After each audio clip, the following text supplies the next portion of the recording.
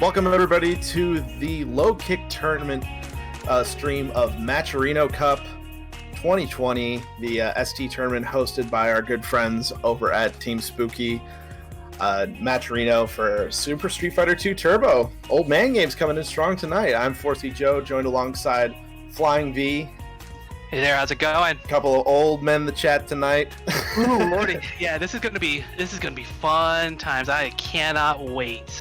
Yeah, this is gonna be really fun. This is a build up to at least 2 weeks of qualifiers and all this stuff to lead up to this top 32 final for the Matcherino Cup. And obviously, because Matcherino it's crowdfunded, current prize pool is just a hair over $2,000. So the winner of this is going to come away with a good paycheck today. So that's going to be nice. Yeah, even if it's just 50% of the pool, if it pays out the top 8, that's already $1,000 right there. Yeah. And there are some heavy hitters in this pool. We've got the likes of Climax, we've got the likes of Silent Scope, we've got the legends El Trouble, we got the American god of Super Turbo, Damdai. We got Immortal, which I'm gonna keep saying his name wrong because he uses a different name every single time I play him. He does. Anytime that he comes to a Chicago tournament, he's in with a different name. It's just a little bit annoying, but yeah. And also on top, we're jumping right into it. It looks like we're getting into game one. It's Climax Hokuto. So Boxer versus Claw. General game plans for these characters is to just be bullies, right? Yes. You're looking to score that first knockdown, and you're looking to just run your game plan. So, as we saw at the beginning there, or as we were coming in, heavy use of crouching roundhouse sweeps from Claw just to get those hard knockdowns so that you can start doing wall dives, which Boxer has a real hard time dealing with because his vertical hitboxes aren't as good. That is true, but the thing with Boxer, though, is that his headbutt, it does have invincibility on startup, so he does have an out option and when the wall dives do start.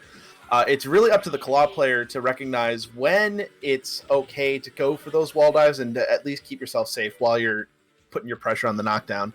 But right there, you saw tried to press some advantage there and was still holding that charge for the flip kick. So Hokuto is going to be taking game one. Yep, going straight back into it for game two. And let's see. So nice headbutt.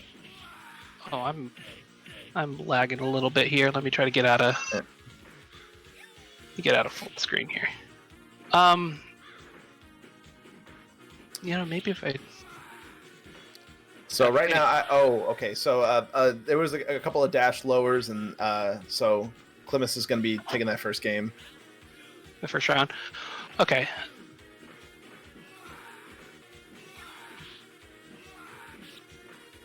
See, just heavy abuse of the crouching strongs from Claw, just keeping him away, just not allowing any of the pressure from Boxer. Like, the second that Boxer whiffs a short rush upper, and then he's in throw range, and then you're just playing his game now at that point.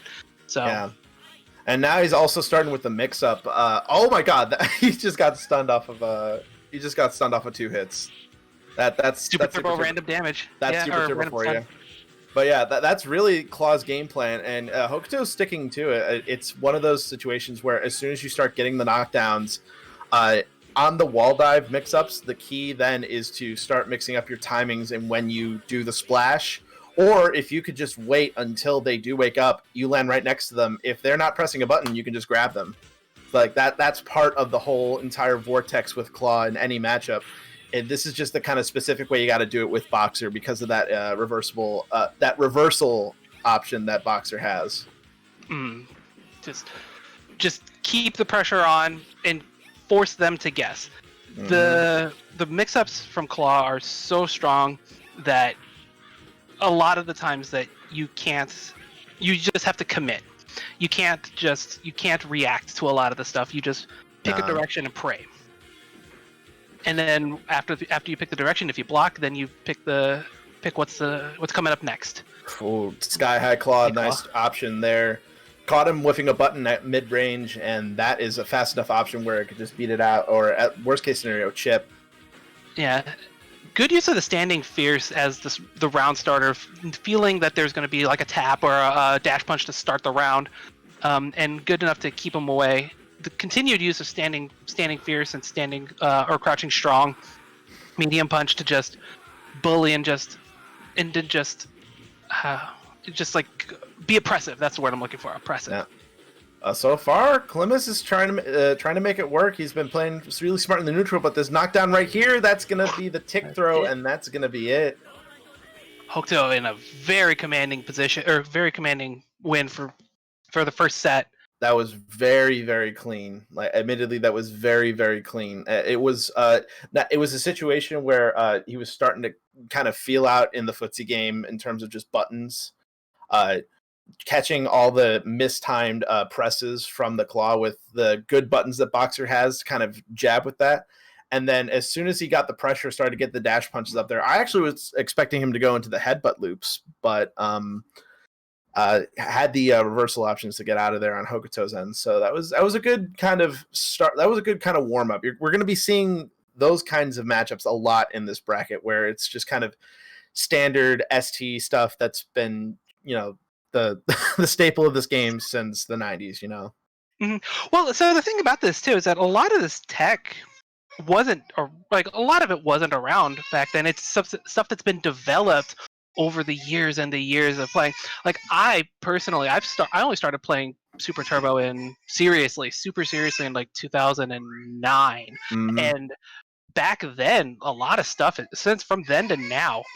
A lot of stuff has changed. Like an example of this, T-Hawk was basically not on the character select screen up until maybe about 2010, 2011. Yeah. When Sako developed the, that's why it's called the Sako tick, the or the drabs into SPDs, the tick loops. Yeah, exactly. It's the reason why, like, the narrative that you see with ST now is a lot of character specials rising up, like, Silent Scope, Reno, and all the others. And it's just a matter of seeing. It's really cool to see how this game has evolved over the years. Okay, right. So going into the next match, Andy Ma versus Snoopy. Snoopy playing Chun-Li. And Chun-Li versus Claw. This is actually, we see this a lot in Chicago. We had some of this Chun-Li. I'm about to say, shout outs to Hood Pope. Oh no, you don't want to stick out that foot. No, so that anti-air, it's very risky if Claw has meter stock, because if they see that grounded option coming, they're not going to be on your front side. They're going to go right over you, and they're going to super you. That is exactly what Miguel has hammered into me the many times that I've played him. Is the neutral jump? What is it? Medium kick? Yeah. No, it was just a standing. I think it was a standing heavy kick, or one of those buttons. But there, the jump back. Keeping Andy Ma at bay. So, all right. So going into round 3, we've kind of established the theme of what they're doing, of what they're wanting to do. We talked about Claw already, wanting to be oppressive with knockdowns and wall dives. As we start with a wall dive there. Now Chun-Li, she wants to just run, like, slow that down, grind the game to a screeching halt, keep Claw from doing that. And see, now that she's failed, she made a mistake, she can't. She's had a really hard time getting out of that. This matchup is any matchup where you can snowball Chun really hard like that is, as soon as you get her into a disadvantageous state, it's just and they're all matchups where they're characters that can do that. It's like Boxer can do that to her. To some extent, Osaga can also do that. It's rough. Yeah, she is a character that if you allow her to go, she will ruin your day. But the second that you stop her game plan and force her to start over again, it's over. Just like this round, she had no opportunity to start, and she's now just on pixels now, on health. But I was about to say, was starting to make the starts of a comeback, but one wall dive misplaced, stuck in the kicks, and that's going to be round 1 to Andy Ma. Yeah, just wall dive the start of the round, just wanting him to challenge with jumping roundhouse, and it worked that time. Ooh, That was a trade I was not expecting. More of the air to air. At this point, though, Snoopy is happy with air to air trades, like the early claws like that.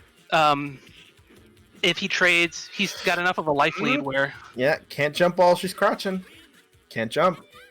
Still has that option. Forgot spinning bird kicks not down up charge in this game. So once again, try for the air-to-air trade there, but didn't work out. But got it that time. Oh, the flip kick right on deck. And now it's got on the corner. This is where Chun gets really scary. But side switch. Blocks the up kicks, gets a throw. Oh my god. He had it. He had it right there. All he had to do was just keep the corner control, and that would have been it. But just one side. That's the dangerous thing with Claw. One side switch, and the momentum just immediately shifts. If you get Claw in the corner, you have to keep him there if you want to win, or you don't give this character a single inch because they will take a mile. Yeah, and that's one of the things it's difficult for Chun-Li to do is to keep people in the corner, like. Because Claw can just, crouching medium punch, he can flip kick, he can wall dive out. Like if he's really got some bravado on him, he'll wall dive or sky high claw out, and it's not a good look. Ooh, gets the throw to end the round. But as I was saying, if you were saying, if Claw gets out of the corner against Chun-Li, and she has to start over. Like with the pressure. Oh, but what a jump in! The stun and the throw. My god! The SPD throw of Chun-Li. Yeah, So fun fact for the folks viewing at home: Chun-Li's regular throw does as much damage as light SPD. If you don't soften it. But in that case, because Claw was such low health, the throw would have killed anyway. So it just does the full damage. So the way that throws work in this game is you take the damage no matter what, and if you do soften it, if you tech... Why did you choke? No! Oh my god! Oh wait, no, you got the up kicks. Cross up, damage. Oh no, my god! He dropped the combo, and he gets fair thrown. The same exact scenario. He jumped right into his arms. Jumped right into the hug. That's one if you're Snoopy that you wish you could take back. That's really oof. Oh my god. Man. Yeah, that stings. Those two jumps. I have been on the receiving end of something like that before, and that stings. That is the worst hand that you could be dealt in something like this. Yeah, no. Like I said, those two jumps. If you were Snoopy, you want to take those back. You want to get into the time machine, go back about 2 minutes, and just start it over. Oh my god. Oh, that one still pains me. The getting hit by the super. Yeah, that one hurts me still. All right. Let's take a look at what's going on next in the bracket here. So it looks like since the first match was Hokuto and the next match was Andy Ma, I think we're going down a straight line from the winners round 1. So unless I am mistaken, I think the next match is going to be Fromo versus Kella 420, and then following that up with what's going to be a slobber knocker, which is Silent Scope versus Mega Man X. But let's rewind a bit to Fromo versus Kella. So Fromo is playing Blanca. Blanca does things. Blanca does do things. The only Blanca player that I have played with regularity in the Chicagoland area, there's 2 of them. Tony Vega and X-Garand X or whatever Kenny. X-Garand. And both of them, I feel, play the same way, where they just wait until I'm trying to charge, and then they just jump light kick over and over again. It is a frustrating character to play. If you don't know anti-Blanca tech, you're gonna have a bad time against this character. Yeah, so exactly. If you're good enough with your spacing, and I was doing some research earlier because I wasn't I was watching a video of Fromo versus Reno MD, Hmm. and the thing I learned about Blanca during that is that he's got a ridiculous throw range. Yeah, he does. I did, I It sneaks up on you. It really yeah, does sneak up on you. yeah, it goes far, and so if he's hopping around, you just run the risk of just getting grabbed. All right, so Fromo, as we were talking about playing Blanca, Kella playing Ryu. Yeah, new Ryu. Oh, new Ryu. So we will be seeing both versions of Ryu later on. Assuming Damdai decides he doesn't want to play new Ryu for this tournament, I see no reason why he wouldn't. But or why he wouldn't play. Nice air dare. Gets 3 of them. Oh my god. That's actually something I did not know. I didn't know you can get 3. I thought it capped out, or juggle potential stopped at 2. I thought the maximum potential was 2 as well, but learned something new. Well, so I guess the way that it works is it's 3 hits total, and on the first one he only got the second hit of it, and so he was super late on the air to air.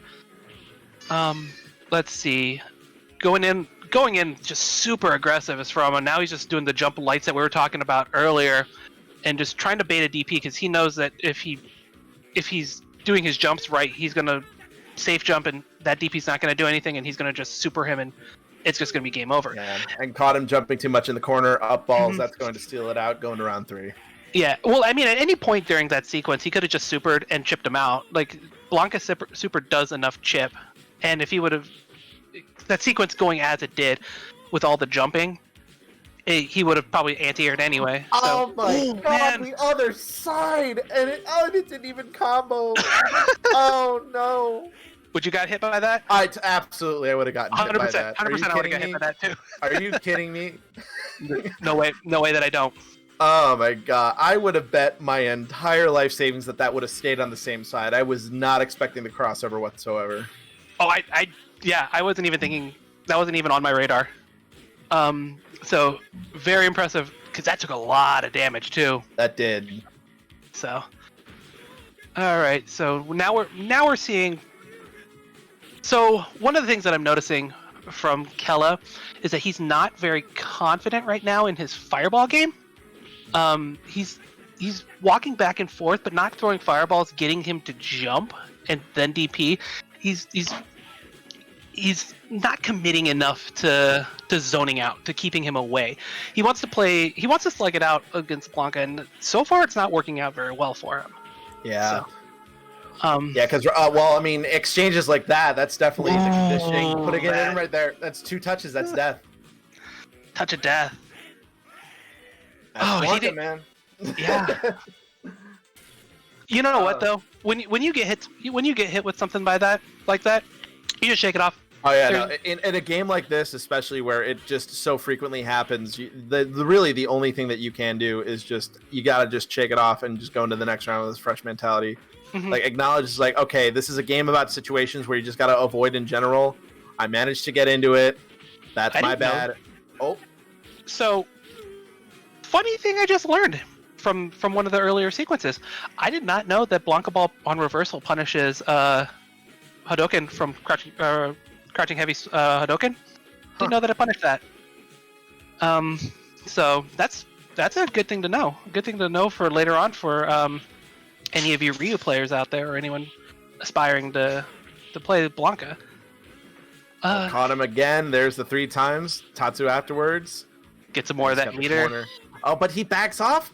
A little ill-advised. I would have probably stand his ground in the corner, just like staying there again. Like there's the lack of faith in his fireball game. He's just kind of not capitalizing on those situations, and now he's got on a little bit of the back foot as he's in the corner. But that trade that's going to keep him safe. Yeah. So he was committing with a tick off of jumping jab. He was too high off of he hit too high off the ground, which left him vulnerable to being thrown, which is exactly what happened in that sequence. And so... Well, great trip guard there. Yeah. Air to airs. I'm noticing that Kella is throwing a lot of red fireballs as opposed to just regular fireballs. He's looking for knockdowns. Either that or these are just again, with the lack of confidence in his execution, those are just what's coming out of his hands. But you don't necessarily want to be throwing all the time with these red fireballs. Yeah. And right there, just with DP, and that's going to be it. So Fromo taking that with another solid 3-0. That's the third 3-0 that we've seen in a row for this opening gambit. So this is looking to be a lot of these winners round one matches. The people that know that like they're here to win, they're here to get that first place prize money. They are just they're speed running this. It's like, all right, I got places to be, things to do. Get in, get out, get on with life, right? Exactly. So let's talk about what's coming up next. Silent Scope, Mega Man, Cammy versus Zangief. This is going to be to be probably the first time most of the people in this audience have seen this matchup ever. You only see this in very rare situations where these two players play, and this is going to, in the words of Hall of Fame commentator, the good old JR, this is going to be a slobber knocker. This is going to be an absolute slobber knocker. I can tell you the exact one time I've ever seen this matchup in a tournament. It was, oh crap, I don't remember what year it was, but it was DGV versus James Chen. Oh my god! So, off of those names alone, I don't even remember if it was Super Turbo or if it was HD Remix. I can't remember. We're reaching deep into the archives for this one, ladies and gentlemen. This is like, oh man, this is like pre-recorded history. Yeah, this was it was a thing. I don't even know what to say about it because it was one of those things that you see so infrequently that you don't even bother to study it most of the time. Yeah, I mean that is true. I mean, and that does happen with ST matches where you encounter, like, this is one where I know how Cammy works and I know how Geef works, but I don't know how they work. I only know how they work in a vacuum. I've never seen the actual thing happen, but it looks like we're going to be getting into it very soon. They're in Fightcade now, and I think they're going at it. They're getting ready to start. I have some speculations about how this goes, purely based on how Cammy versus T-Hawk goes. And since they're both grappler characters, it's one would think it'd be very similar. But yeah, there's if this is anything like T-Hawk versus Cammy, it's a hard go for Geef. Yeah. Oh yeah. He cannot do anything about DPS. Yeah, absolutely nothing. Like that's one literally zero. I mean, that's one thing that Geef always has a problem with, anyways. Like a lot of characters, where if he jumps, they can just, if they got a DP, they can just challenge that immediately. Even if he blocks the DP, like even if he successfully blocks the DP, he can't punish it unless he. I guess he can green hand on reversal, but I don't know how reliable that is on heavy green hand on reversal. No, Lariat doesn't reach. Oh wow! Kick Lariat doesn't reach in time. Can't make a block. So, yeah, and very dominant game one from Silent Scope. It's exactly as I was saying. He can't get in. Yeah, it is going to be a situation where Geef is going to struggle very hard to get in, because the thing, Cammy is considered kind of a lesser character in this game more than others, but she still has a good amount of tools. She has some good pokes. She has a pretty good DP. So for this matchup, there's going to be a very heavy reliance on that. Oh my god, he just hit her twice, and that's all it took. That's the thing. A little bit overzealous with those, and a couple punishes later, So one of the things about Cammy, she cannot get out of the corner. She has nothing to get out of the corner. She is going to, if he's patient enough, if the Geef is patient enough, he can walk to the corner, block everything, lariat hooligans like that, and then just walk to the corner, and he wins. Mm-hmm. And so. But yeah, so Cammy is one of these characters that in a vacuum is not good. We'll just call it as it is. She's not seen as a very strong character, but she has these very dominant situations that are very, very common for her. Yeah. That if she can just keep herself in those positions, she will win every game. That's the hard part as a Cammy player, is staying in those positions. Like right now, if you could stay outside of crouching heavy kick range, you win every time, and then you just have to The running bear grab was not ready for that. No, I would have locked up. I was locked up in that situation too. I got hit. Mm. All right, again with the pokes, spiral arrow, spacing it to where. That's another thing too. He can't do anything about medium kick spiral arrow. Actually, no, I'm sorry, that's short. Short spiral arrow. He can't do anything about it. Oh, great anti-air. Tries to hooligan again, but the lariat. You know what? Mega Man's got really good reads on the timings of hooligans that Silent Scope wants to do. Yeah. Right here, he's afraid to do anything.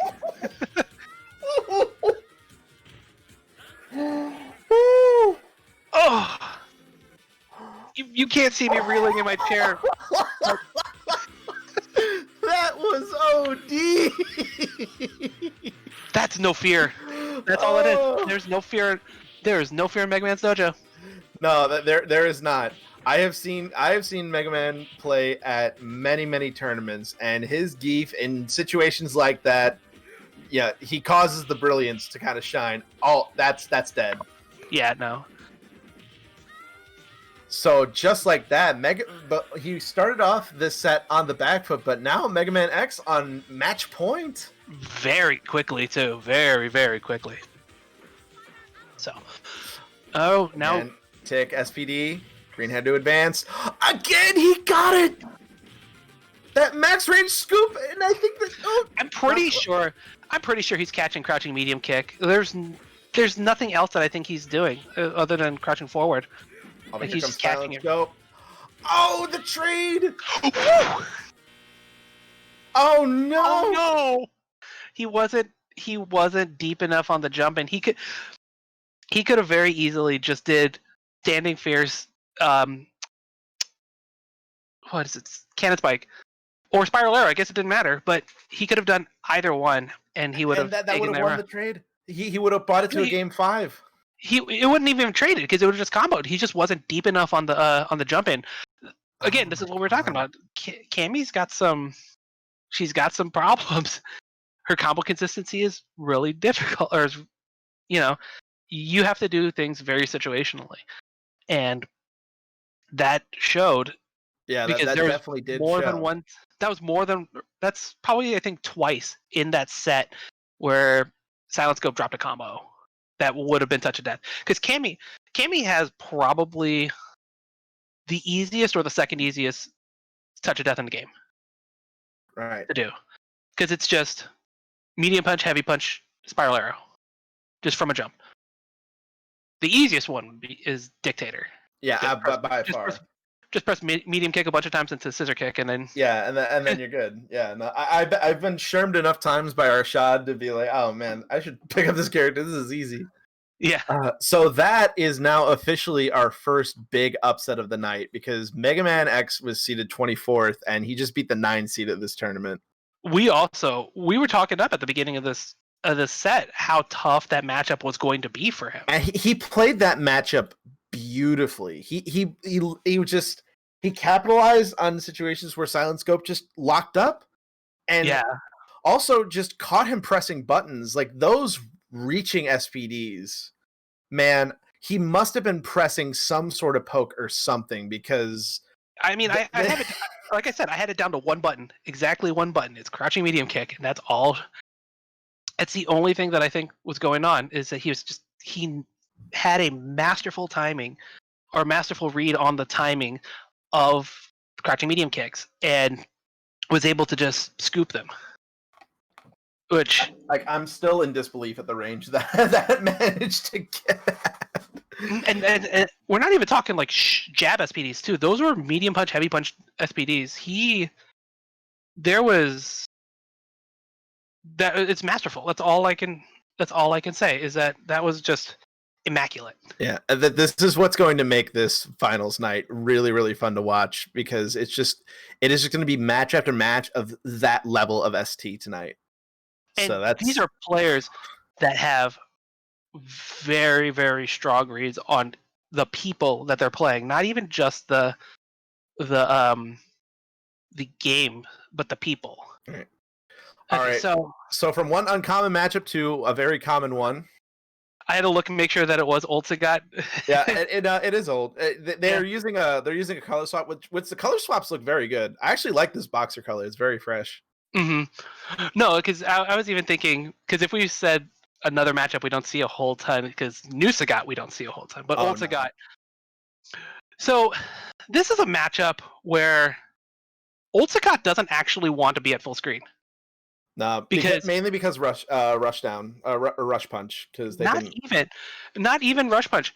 If the boxer has a good enough read on when you want to throw tiger shots, he can just smack you with standing fierce, because the the hurt box of tiger shot actually extends beyond his hands, and so he can just tag you with standing fierce, and then still block the tiger shot, so winning out in that exchange. Mm-hmm. So, but in terms of game plan, this is if you've never seen ST before, this is the stuff that definitely wins tournaments right here. Hang back, tiger shot, control the neutral game with your fireballs, and doing a lot of good job of just kind of every in between fireballs, just throwing out pokes to discourage rush punches. To tag them if Super V decides to rush punch in between, like right there, he's got the checks to make sure that it doesn't cause a whole lot of damage. But that trade there, yeah. So you can tell that H0 is a little bit scared of the boxer, because he's not contesting with short rush uppers. Yeah, he's starting to contest the missed headbutts though. That is important. That's keeping Super V from advancing a lot. Yeah, and so I guess as I say this, he's finding some of his. Ooh, that hit from forever. That low, that was from downtown. That was a Steph Curry low rush punch. That wasn't even downtown. That was from like 2 towns away. Like, because the screen scrolled too, and it hit from the screen scroll. But no, as I was saying, that's exactly what I'm talking about. That's what you want to do if you're in H0's spot. If you see a whiffed rush upper, just sweep him. Yeah. You have to contest, because at that range, no matter what rush upper he whiffs, he's going to be in throw range. And since old characters can't soften throws, you're in for a world of hurt. It is the one. It's the one crutch that Otsugat does have, where if you have a character that can get in and get those throws, can't really do a whole lot about them because you can't soften them. Well, if he does the headbutts, he can still mash out of them. But if he does like a regular throw, which I don't even know if Boxer has a regular throw. I think I don't know. That's didn't combo on that. See that sequence right there where he got headbutted, I call that no fear mashing, because and this is something I do a lot. If I block a jump in, I will piano the throw buttons, hoping that you were just trying to do a tick throw, and I'll throw you first. Yeah, I mean, sometimes you just gotta go for that. Like, again, this is a game that kind of rewards situations like that, where if people aren't perfect on just the simplest like advancement, like that jump in, you get rewarded for them messing up. Exactly. But now H0's he had a lead, but now it's kind of he pressed a button, and that's just that's a clean 50% just gone. And that was just a lose scenario. That was a lose scenario, because it doesn't matter what he did on the wake up. That headbutt would have closed it out no matter what, as long as he timed it correctly. So my suspicion is that was a bad tiger shot. That was just a missed tiger shot, and that's why. Even if he did get the tiger shot that he wanted, Boxer would have just gone through and just that would have. Yeah, there's no. This was before the era of specific vulnerability on certain stuff. So some supers, Chun super, Boxer super, fully invincible. So if you throw out a fireball, they will go through it and it will hurt.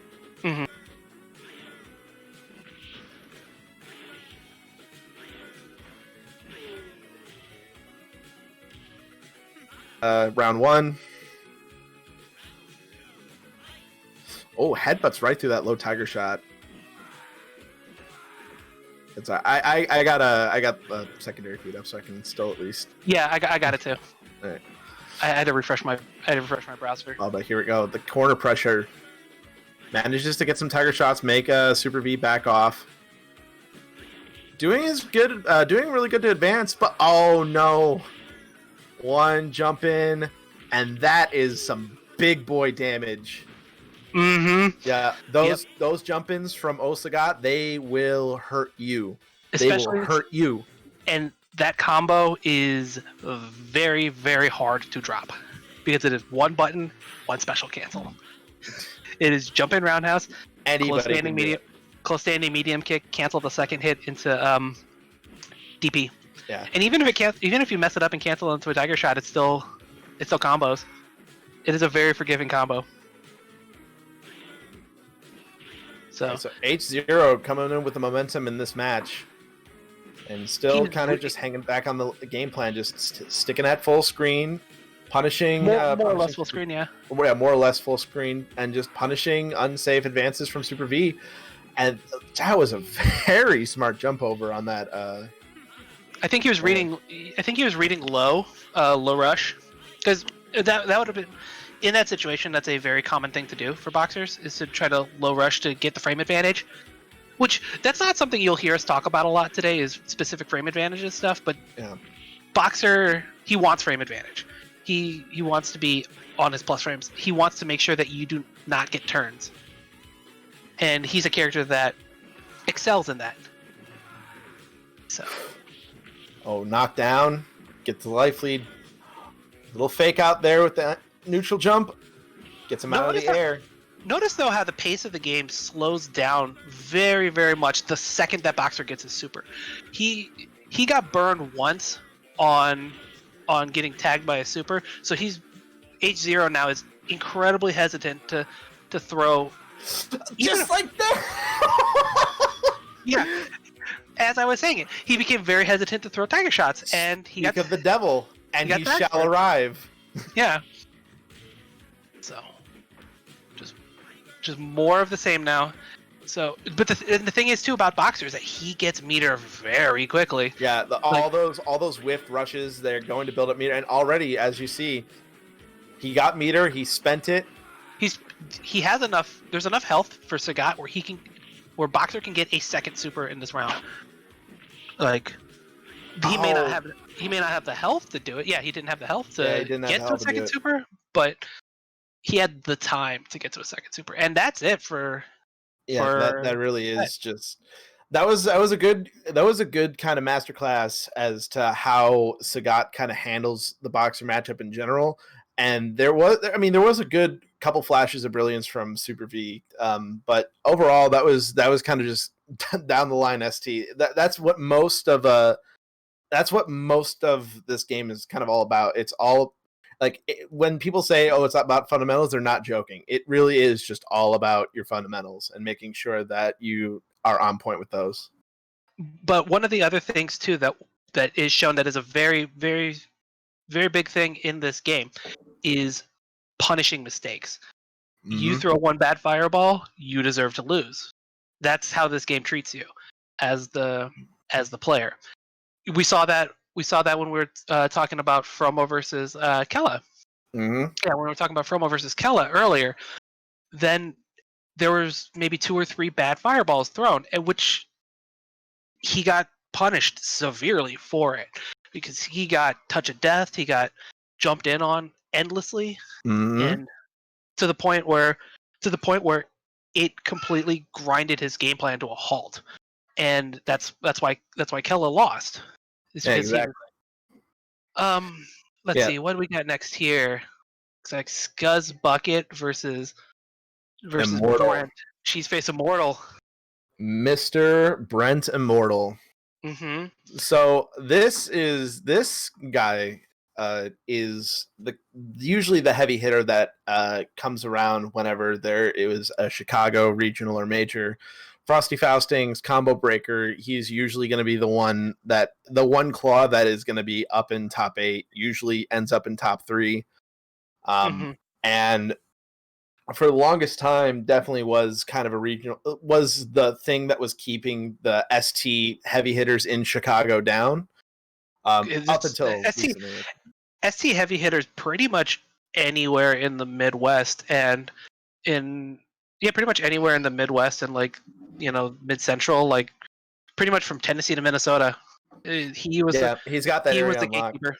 He was the gatekeeper for probably a good 8 or 9 years, and it's only recently that the rest of us have caught up to him. Like I've known Brent for, like I said, 8 or 9 years now at this point, maybe closer, maybe 10, but he's also the kind of person that will never pre-reg for a tournament.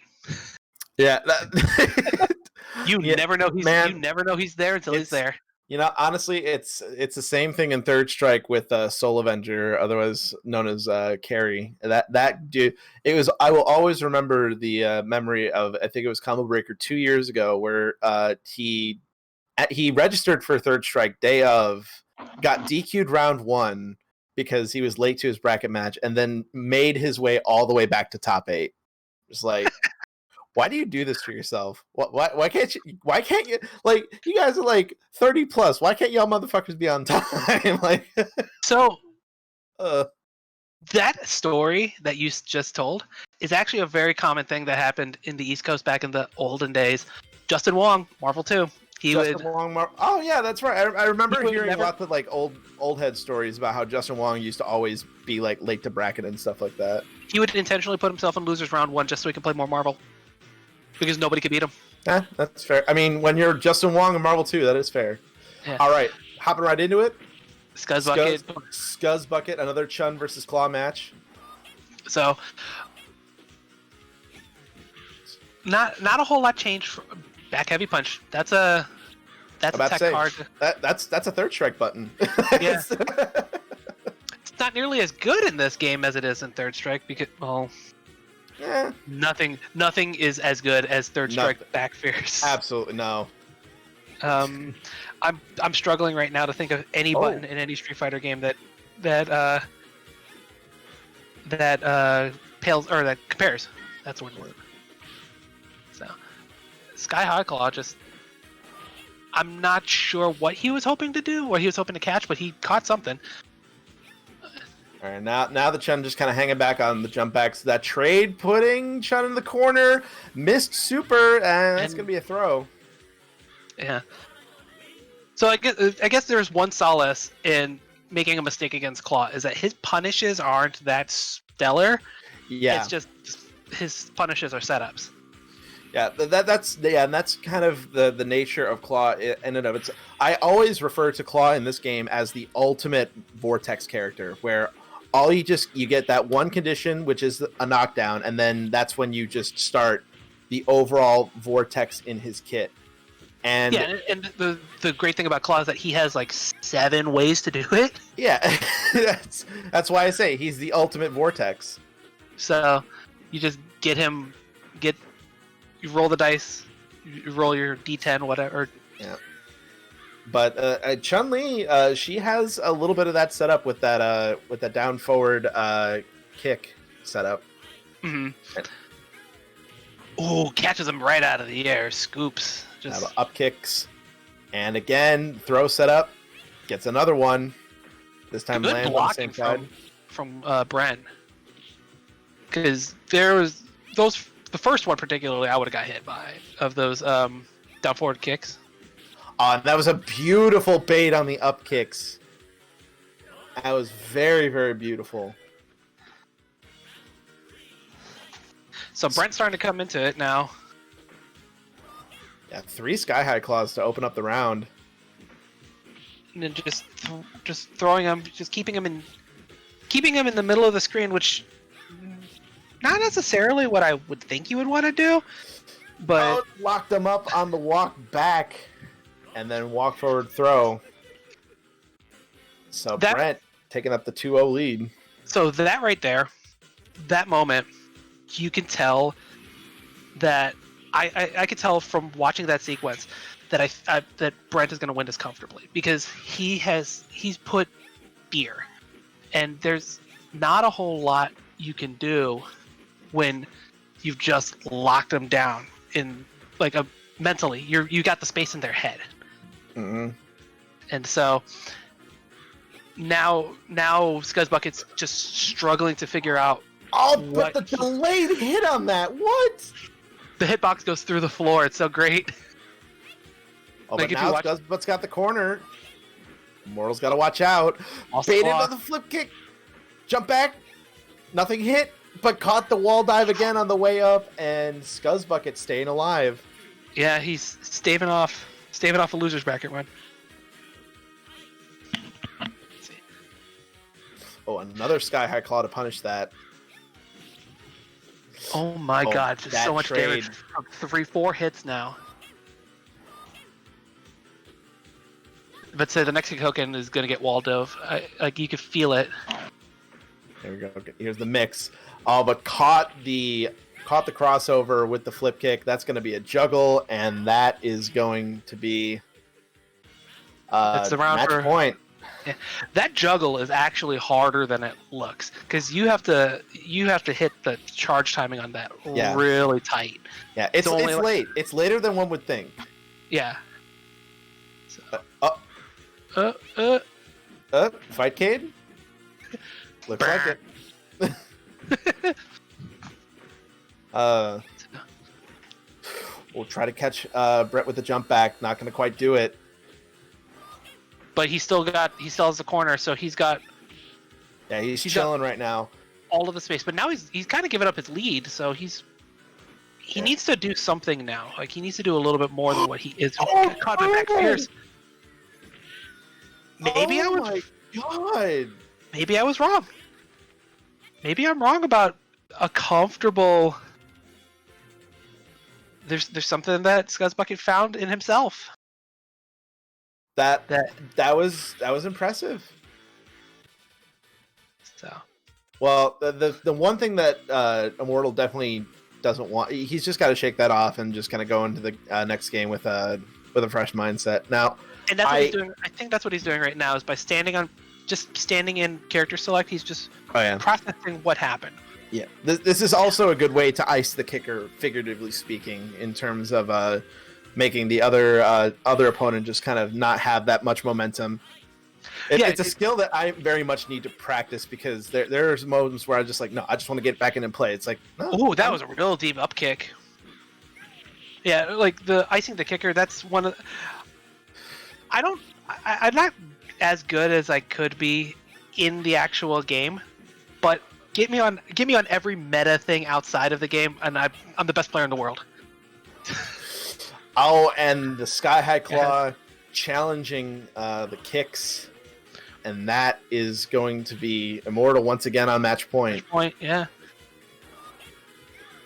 He's changing up his openers from the first two games, where Brent was very very much willing to do Sky High Claws and wall dives at the start of rounds.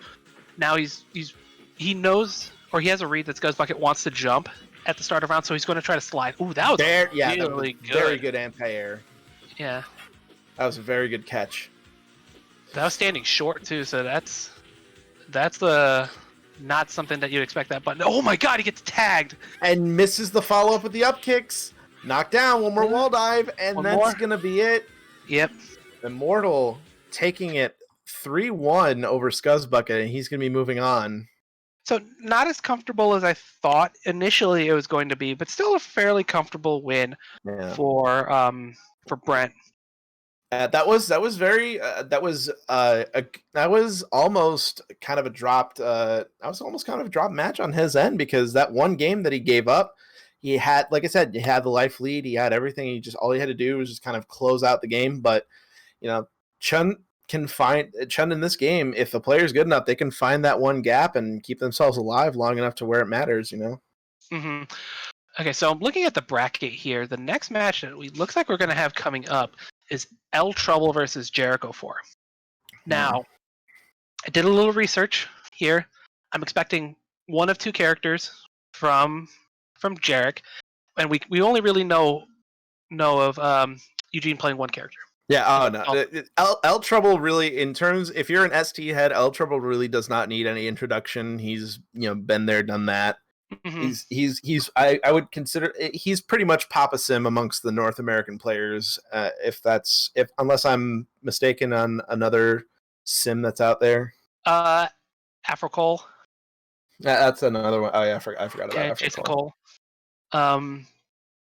Arturo, but yeah, he's not as ingrained as No. He's an SF5 sim now. It's all right. Yeah. Yeah. So, shout out to Arturo though. He's also running a side stream, and he's also helped a lot to set up the Matcherino Cup and obviously all that good stuff. And he's definitely one of the vanguards that's been keeping old man games alive in this messed up year that we've been having. Him and Min. Mm-hmm. Okay, but anyway, so we know about El Trouble. Let's talk about the question mark, the great question mark here, which is Jarek. I do not know who this man is. I've never really seen his tag around before. Like I said, I just did some YouTube searching prior to this, and I watched a couple of matches of his. There's two characters that I saw in those matches that you can be looking out for him. The first character, Old Sagat. We know what Old Sagat can do. We talked about him earlier. Right. The second one, Old Ken.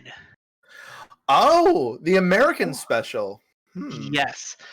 Now, I don't necessarily know if it, because I forgot, I'll be honest with you, I forgot what the matchup was that I saw, but there's a chance that Old Ken might just be a counterpick character. Yeah, I think that's also the case. I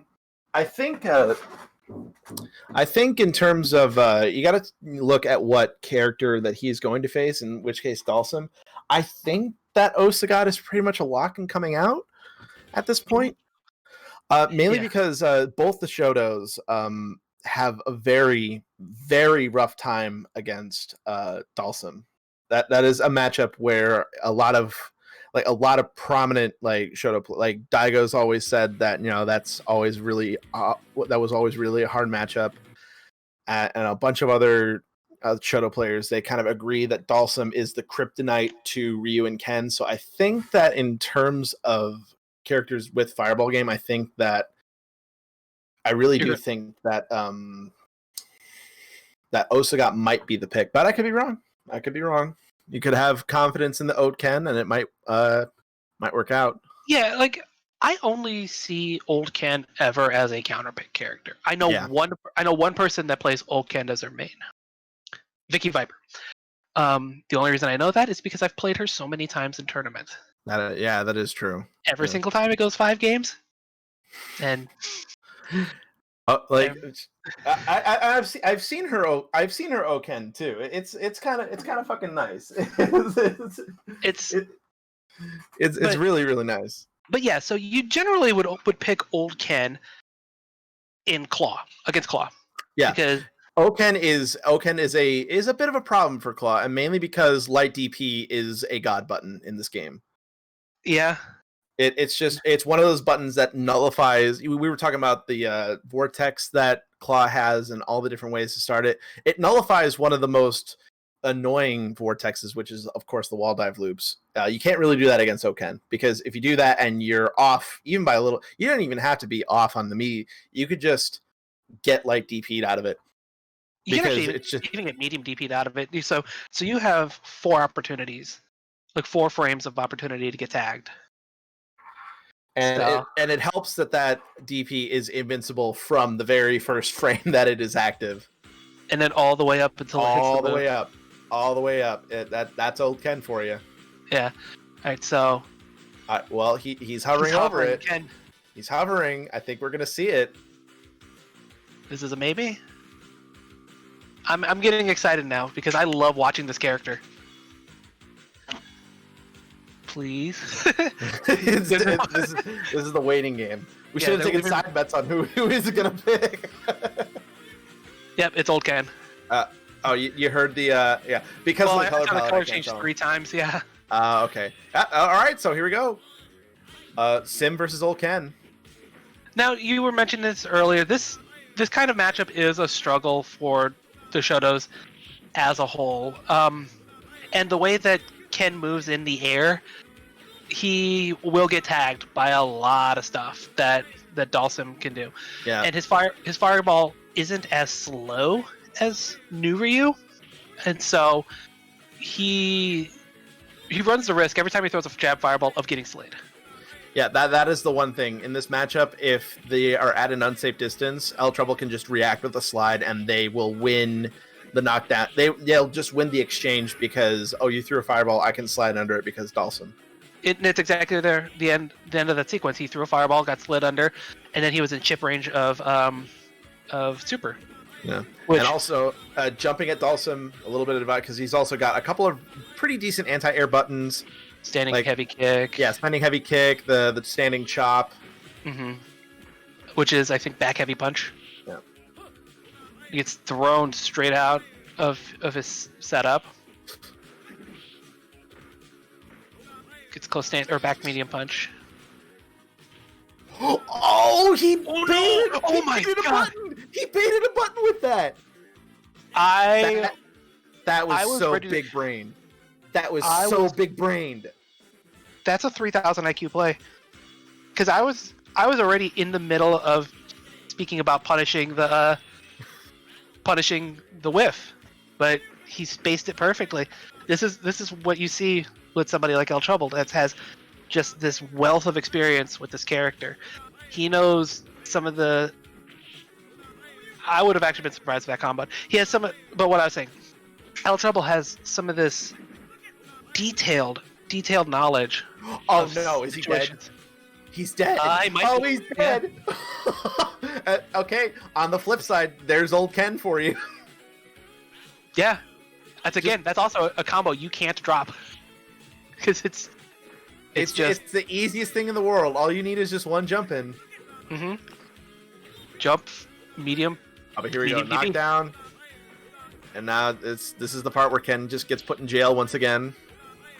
If he really believes in the heart of the cards, he can jab DP out of some of the button pressure, but he's not going to tag him if he throws a fireball instead. Something like that, where he caught him out of the startup of Yoga Flame, but he staying alive with that light DP. That was so great. That was so great. So I guess one of the things here that I noticed, because that's not the first time that he's done that, Jarek, in the set, he really is believing in the heart of the cards when he does the first hit of target combo into, or it's not even a target combo in this game, but standing medium punch into DP.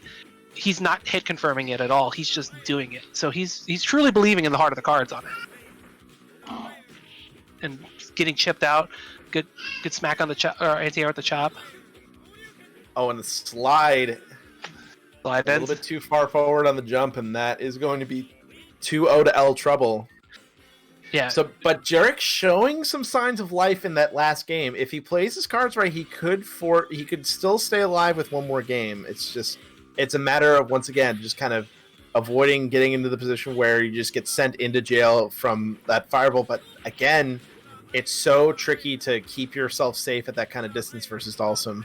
Mm-hmm. Yeah, and so this is also to when he first got into the corner, what I was talking about with believing, because he did a couple of reversal jab DPs. Is that going to combo? No. No. He did a couple of reversal jab DPs from blocking Yoga Fires, Spitfires, that he was expecting buttons, but the buttons never came out, and he got tagged with Yoga Flames from it.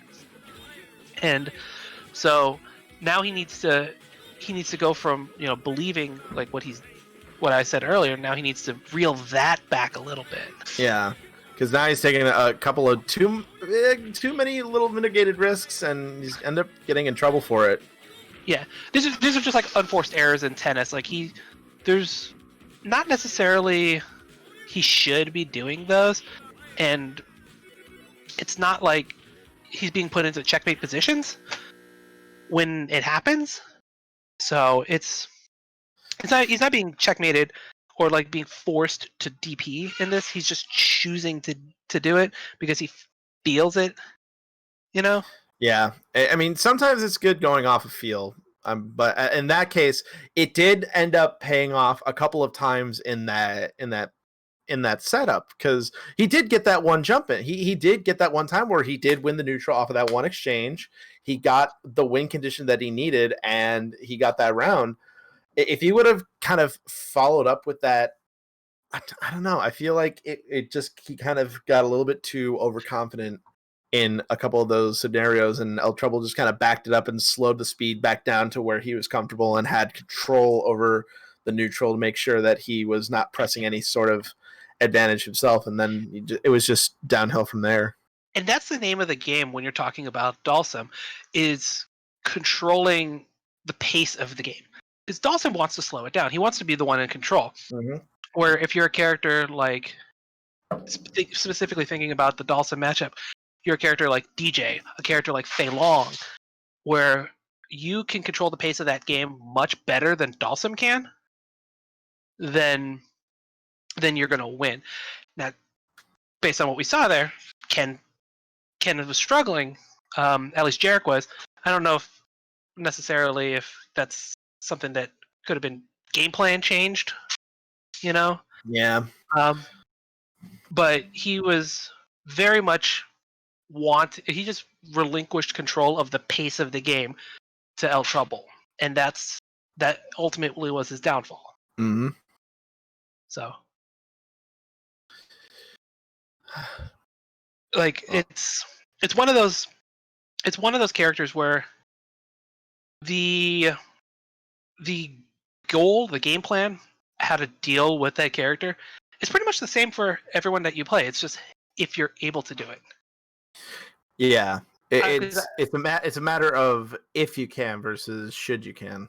Yeah, because I've noticed that characters that have the ability to play hyper aggressive succeed very well against Dalsum.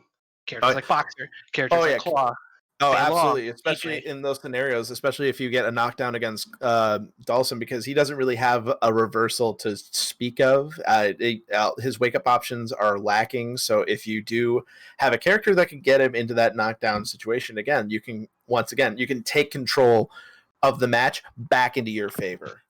But if you don't have anything like that, you have to like find you really do have to just find ways in order to force kind of your hand in that kind of scenario. So it's tough, you know. All right, so it looks like we're getting the next match set up. It's going to be and going along. Looks. What's the next match looking like? It's going to be. I think it's Dangerous Demonio. Paper Cut. Yeah, Dangerous Paper Cut versus. Yeah. Let's see, Demonio. I'm looking through here what my character list here for Demonio Debian. So he appears to be locked into Ken, or unless that was I think it's a button check. Because wait, no, they're going into Super V versus Scuzzbucket. This is okay. Yeah, this is this a losers match? Yeah, this is a losers round 1 match. Okay. Oh, okay. We're seeing Scuzzbucket versus Super V, and he's going unless this is a button check. Yeah, this is a button check. All right. Yeah, so Super V versus Scuzzbucket. This is going to be very interesting to see, because I think this means that we're going to be seeing Blanca Chun. Mm-hmm. A matchup that you and I have seen a lot of. Yes. But I don't know if the general populace at large. We definitely have seen it. Yeah, shout outs to Miguel and Tony, holding it down in the region. Yeah, doing the first to 100s for website passwords. Yeah. Oh man, I forget that was a thing that happened. It's just like, yeah, let's run a first 100 for this. Oh wait a minute, what? Oh, okay. We are going over to the winner side. Yeah. Okay, so Oh, Hawk. yes, Old Hawk. Yes. About to say, this is your boy. Yeah. There's no DJs in this tournament, as far as I know. But if I can get, yes, just scoops. So, I'll give a little bit of anecdotal evidence for myself here. This is my counter pick against Chun-Li. I'm a more of a counter pick player now. Like I'll play DJ mainly, but if it's a matchup that I think DJ sucks at, I will counter pick. This is my counter pick. Then you could see. Oh my God! Scoop one time, 2 times, 3 times. Oh my God! And that's round. And I'm going to tell you right now, the walking jab into the SPD, that is hard. That, and he's already executed it 5 times. There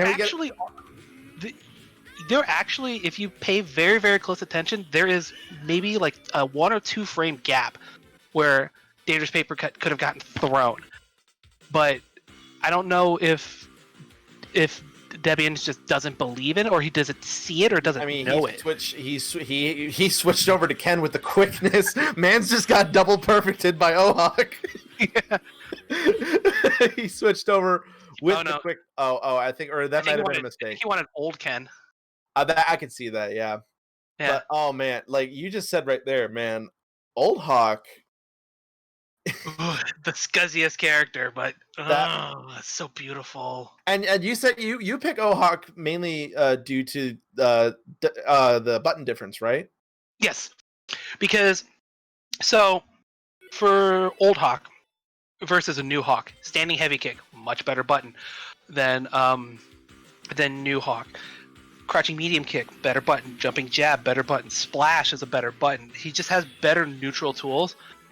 But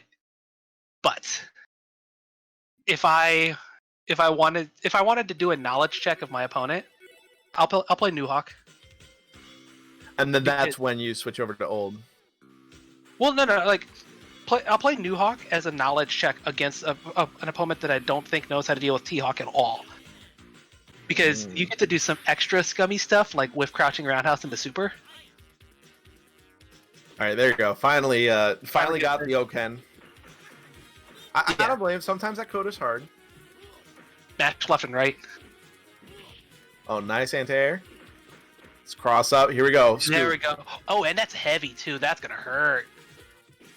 Already half life gone, and it was just off of like 2 exchanges. It was 1 DP and on SPD. That was all that was.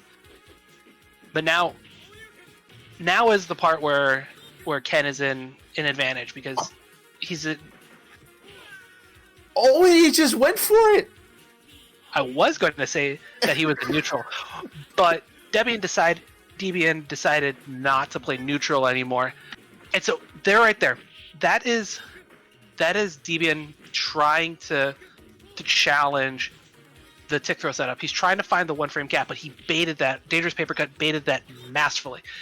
Unfortunately, there's not really a great punish that you do. You just standing medium kick DP, but just knowing that was an option on his radar. Oh wow, God. Medium DP gets out of that. Oh, if he would have managed to come back from that, if he managed to make the pixel come back, I would have. Oh my goodness. Yeah. Oh, that sweep is so tricky. And so Debian is also looking at other options to get out of the vortex. Oh, but here we go. One option that people don't do a lot is just eat the jab. People don't eat the jab enough because it throws off the timing. Another anti-air jab and that's it. He blocked it. He blocked it and he got scooped. If he would have just ate the jab, he wouldn't have gotten scooped. He would have had an opportunity to DP out of it. Oh whether he actually believed that was on like a play that is on his radar, whether he actually believed that's something he could have done, that's left to be seen. But yeah, no, Old Hawk, when Old Hawk gets going, he gets going. I just saw the steamroll happen right before my very eyes, and it was like that game too, especially. It was just such a clinic of. Sometimes you just need to take the jab. because that messes up the setup. And it's just, oh my god, that double perfect though. That was It puts by a far smile the on my face. I'm about to say you're very happy. That was by far the nastiest thing that I've seen all night. Mm-hmm. And we're going to see more of it, maybe, hopefully. Yeah. So that means Dangerous Paper Cut. He's going into El Trouble. Mm-hmm. That ought to be a fun match. Oh, that's definitely going to be a fun match because they're both California players, so they see each other all the. Oh, nice. Well, I mean, that's also good for them because that means that the connection for that match is also going to be really, really strong. Mm-hmm. Yeah, because they're both Southern California players. So, Yeah. all right. So, looking at the bracket here, next up I see Real Decoy and Blazed Donuts, and there. Yep. Decoy. All right. So Decoy. Yeah, I think we're just about halfway through winners round 1. We're getting up there. We're getting through these matches rather nicely because after this, then we have Yato 2K versus Kyle Comeback, the homie from Pennsylvania. Philly. Yeah, Yeah. from Philly. And then Kyoko versus Punches, Ultra Combo versus Ultra Sean, Roy Bissell and X64, and then that's the last 3 would be Reno MD and Vodka Enforcer versus Mucus, and then the other side of the bracket, which is Dom Dai versus Pidu, which is going to be very fun to watch. Yeah, because Okay. Dom Dai is the number 2 seed, so that makes sense. He's on the all the way on the other side of the bracket. Damien. I'll be honest with you, is my favorite to win the tournament. I could see that. Now, Damdai, I've seen many a ST event that I've gone to in majors in the past 4 years that I have been going. It's anytime that there is like a major ST event, he's usually the one that is within the top 3. I would absolutely put him as an odds-on favorite to win this whole entire thing. As far as I'm concerned, there's only one American player that I think is at Damdai's level right now as we speak, and that's Afro Legends. But Afro Legends is not in this tournament. That is very true. That is one notable absence from this tournament. I don't know if it's lack of qualifying or lack of entering, or just I mean that's one of the main reasons why you haven't been seeing Chicago peeps enter online, because they don't feel like playing online. They've been spending quarantine in their own little sessions and stuff like that. But so I want to rewind a little bit, and I want to talk a little bit about the next match coming up, Real Decoy and Blazed Donuts. So this is a matchup based on research here. That's I don't. Do we actually see this earlier? Boxer versus Blanca. Did we see this earlier? No. No, I think this is the first time that this is happening, and this is definitely going to be a very interesting matchup, because this is definitely one of the matchups that Blanca does kind of struggle with in terms of kind of hanging even with this certain character, but at the same time, just kind of the nature of Boxer, the whole adage that I've been saying is that a good Blanca can blow up charge characters, which in certain situations, yeah, that's kind of true. But Boxer is the kind of one exception to that rule, where if the Blanca player doesn't play it right, they can end up being on the wrong end of some very, very big hurt. So here's the thing that I will say primarily about this matchup.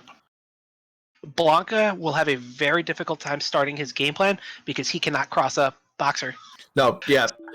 So our good friend Typhus at the VSAP TO, he has always said, "Do not cross up Square Man. You will have a bad time." Yeah. Well, no. So the way that Boxer's block animation works is he leans back. So his hitbox and his hurtbox actually move backwards. So when you cross him up, you're actually going further away from him than you would on any other normal character. And so a lot of setups that you would do don't work on Boxer. Like a lot of the safe jumps that you would try to do on most of the cast don't work on Boxer because he leans backwards. That's why I think Blanca is going to have a very, very tough time trying to press his advantage, because he's going to have to stay on the same side a lot or hop on knockdowns. Like, he can't jump light kick him. Yeah, no, absolutely not. That's off the table. So It's going to be interesting. It's going to be tough. It's going to be tough both ways. So we're going to have to see how it pans out. It's the question of how the Blanca player wants to try to mix up, because that's the thing too, is that he's going to have a hard time going under stuff too, because crouching roundhouse, crouching heavy kick, he's just going to get tagged by that, and because it doesn't have enough, his hop doesn't have invuln long enough to go over it, and so I feel like that's going to be a struggle for our Blanca player here. Yeah. All right. Looks like they're still getting set up. I also, out of curiosity, just so I can keep track of, although they're not in the main room. I thought that they were in the 5K main room, but I always forget that that Art has his own private lobbies up for these tournaments. Oh yeah, that's right. So I've been kind of just looking at 5K checks, like, where are these guys? Oh, wait a minute, that's right. Because the last time I did the qualifier, I was just like, this is a nice way to run things. I should, like, just in case I want to do that, I'd just take notes. Which, by the way, if you like Fightcade and want to support them, definitely go and drop some money on their Patreon, because this is definitely one of the things that has kept me sane through these past couple months, is actually the reboot giving me a platform to play these games again reliably without having to break out the Xbox 360 and fiddle with online codes and all that good stuff. And I still dabble with the 360 if I just wanted to do touch of deaths. Like just I'll boot up the 360, just mess around in training mode, or I'll even boot up 30th anniversary still. 30th anniversary. Oh, I don't play on the internet. I don't know what you're talking about. I mean, that is true. That is me and a bunch of the other. That is me and the bunch of the other old, the rest of the old man facets that are out here in Chicago. All the 3S players and ST players. Just like, we're so sick of online that we just like, all right. Yeah. So let's see. I'm looking at the Matcherino now. We're inching closer to $2,500. It's at $2,375 right now. So I'm about to say the numbers have been creeping up. We're just shy of 150 away from reaching that next level. I want to see if there's anything. Ooh, okay. I like that stretch goal for the 2,500 mark. I'm about to say Art versus Riz. I would watch that. Yeah, and that's because that's going to be Dalsum Dictator. That's a crazy one to go through. Fun. That is a fun matchup to watch. The one analog that I have for that is at least in the regional, is Arshad versus Jermaine. And that's all I got. But yeah, it's a completely different thing once you start talking about like the legends and the old heads, the real old heads. I'm about to say, when you're talking about Art, when you're talking about RZA, that's when you're getting into, as I said before, pre-recorded times. Yeah, those are dudes that I remember, specifically Art. I remember seeing when I first started getting into fighting games back in like 2001, seeing Tips and Tricks magazine with Jason Wilson writing his tournament reports, and seeing in the top 10 Super Turbo players and the top 10 CBS2 players, always seeing Arturo Sanchez up there. And then names like Valle, which, seeing that in paper or seeing that in print without ever hearing it, you always get that. You're never going to get that right. No, you're never gonna. It's like Mike V. For the longest time, like, I grew up like always mispronouncing Mike V's name until like when I was a teenager, and then I was like, oh, it's Valeli. Okay, that's really what. That's how you spell that fucking last name. Yeah. So yeah, that's where I got introduced to the people like Flo and all of the old heads, man. Was back in. Yeah, I'm bringing out all of my lore. I mean, Bringing out yeah. the deep cuts, including like the Cammy versus Zangief, the one time I've ever seen that. I mean, it's always good. I mean, that's one of the reasons why I kind of stuck around with the old games is because I just liked hearing the stories about tournaments back in the day from just people. Mainly, like the Third Strike lores also was really like interesting to listen to because Adam always told some stories about the tournaments that he went to back in the day when he was like actively competing in like '07 and stuff like that, and hearing all the stories about all the different players that came through and went and stuff like it was actually what's also really fun to hear about is when he was when he was the second Impact player, like the 1 year that was active. Oh man, yeah. I wish that game was more active. I love that game. It's fun. I actually like play like just for hoots. I like played through it when like 30th Annie came out. I'm just like, dude, this is actually like fun. If pairing had the like same frame advantage that it had in this game that it did in Third Strike, then I would just be like, I don't know. I don't think I would be. I don't think I'd be playing the same games anymore. The fact that Sean is a character on the character select Yeah, screen. yeah. The fact that he's actually really good. Yeah. Oh no, him and Ibuki, those characters are turbo busted. If there's two characters that I can think of that in the history of in the history of fighting games that have gotten nerfed as hard as Sean did from 2i to 3s. That's Sean from the aforementioned Sean, and then Rachel from BB from CT to CS1, or yeah, from CT to CS1. Yeah. Mm-hmm. Oh man, have you ever seen a character get deleted off the character select screen as fast as she did? Yeah, it's rough when that happens. Yeah. But let's see. I think we might be getting to the next match here pretty soon. Probably. I think they're running into some hiccups. As no wait, I see the feed coming up. Mm-hmm. I mean, this is one of the things that has happened with the rise of online tournaments being as prevalent as they are. Is sometimes you have some tech hiccups, and above all, what this lockdown has taught me most is just for these kinds of things, you just got to be patient because it's just like it's not like a real life tournament where you can just like call things audibly right now. It's just like, bro, it's just give it some time. It's the internet. Sometimes the internet needs time. Sometimes you gotta wait for it to like do everything that it needs to do, for it to get like a glass of milk and a blanket, Oh, dude, I can use a blanket right now. It's cold in here. Oh no, I'm chilling. I'm big chilling in my Wu-Tang hoodie. It's nice. I got like my window just cracked slightly open so it doesn't get too hot in my room, and I'm big chilling now. I'm sitting here in my Seasons Beatings 4 shirt. Yeah, Seasons Beatings 4. All right into it, and Blanca is going hambo, and he's just bite the face. Yeah. Oh no, there was no fear. He was mashing on his wake up. There's no other way that I feel like that could have happened.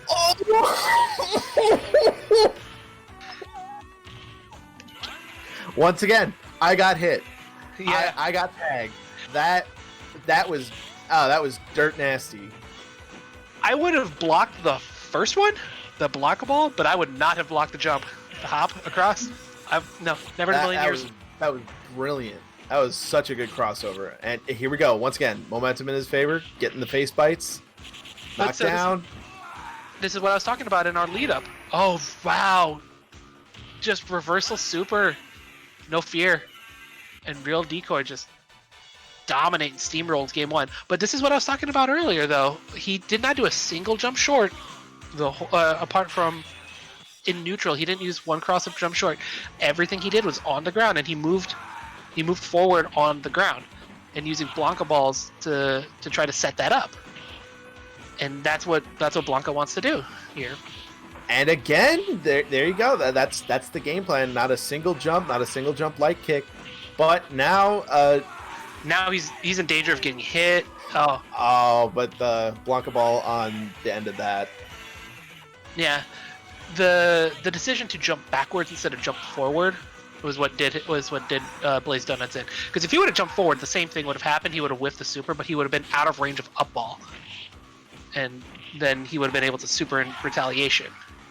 Yeah, tried to do the Blanca ball, but on block, Boxer can punish that. That's going to be next round of Blaze Donuts. And that's something that's trailed.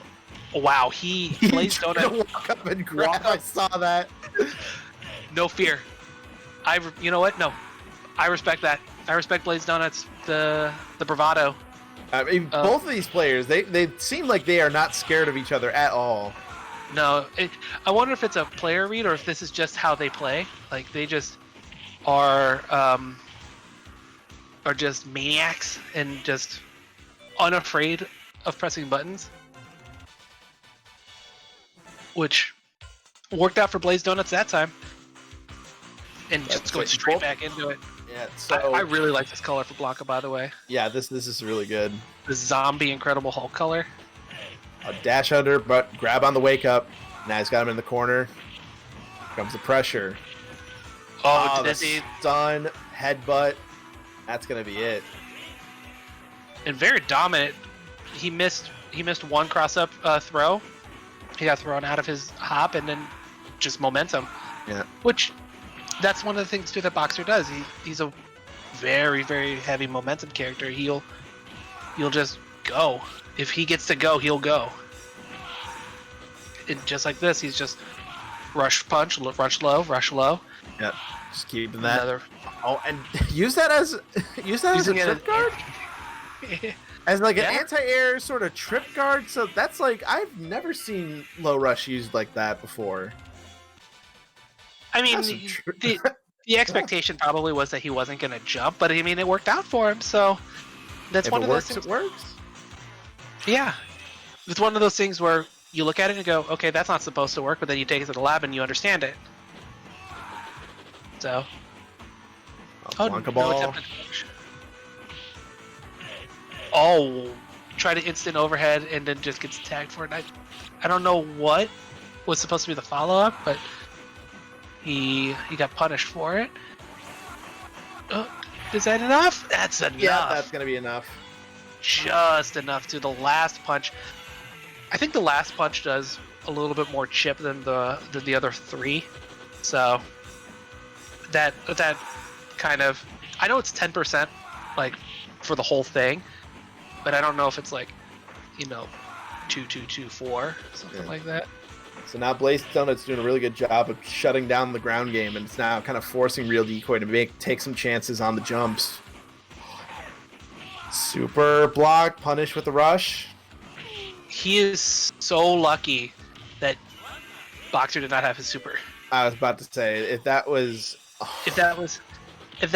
any other point, if that was like 2 seconds later, because it was on his radar of doing it. But here we go. Here's the mix. Headbutt, keep the super. Not quite. Chip. Oh, try to advance with the headbutt, but he got bit for it. Just trying to stay alive, but the anti-air, and that's going to do it. Blaze Donuts taking it 3-1. Real Decoy coming out really strong out of the gate, but some good adaptation on Blaze Donuts' part. Just again, it was just shut down the ground game. He saw that was where he was getting blown up, and then as soon as he just started jumping, knock him out of the air, get the Boxer stuff started, and that's all she wrote. Yeah, like Boxer doesn't need to go anywhere. He doesn't need to go anywhere to press his advantage. He doesn't have to move. He doesn't have to press buttons. He just kind of just let him hang himself. Yeah, and that really all he needed to do. Because I think there was a read from the very beginning of the game, or from very beginning of game 2, that he was going to be aggressive and try to just mix up and be wild, for lack of a better term. But Boxer just stifled it very, very early on with the mix of the low rush punches and just the standing roundhouses and the standing medium kicks, like just the standing uppercuts. So, let's see, what do we got next here? Next up, Yido 2K versus comeback 386. So we're gonna have Dalsim versus Boxer Honda. Yeah, Boxer. So yeah, that Kyle comeback. He's Boxer Honda. Boxer for the matches where Honda gets blown up, and those. So that means like 3/4 of the cast. Yeah, 3/4 of the cast. I mean, he always goes Honda against me, but that's because his Honda is way, way, way, way, way better than my Claw. So that's.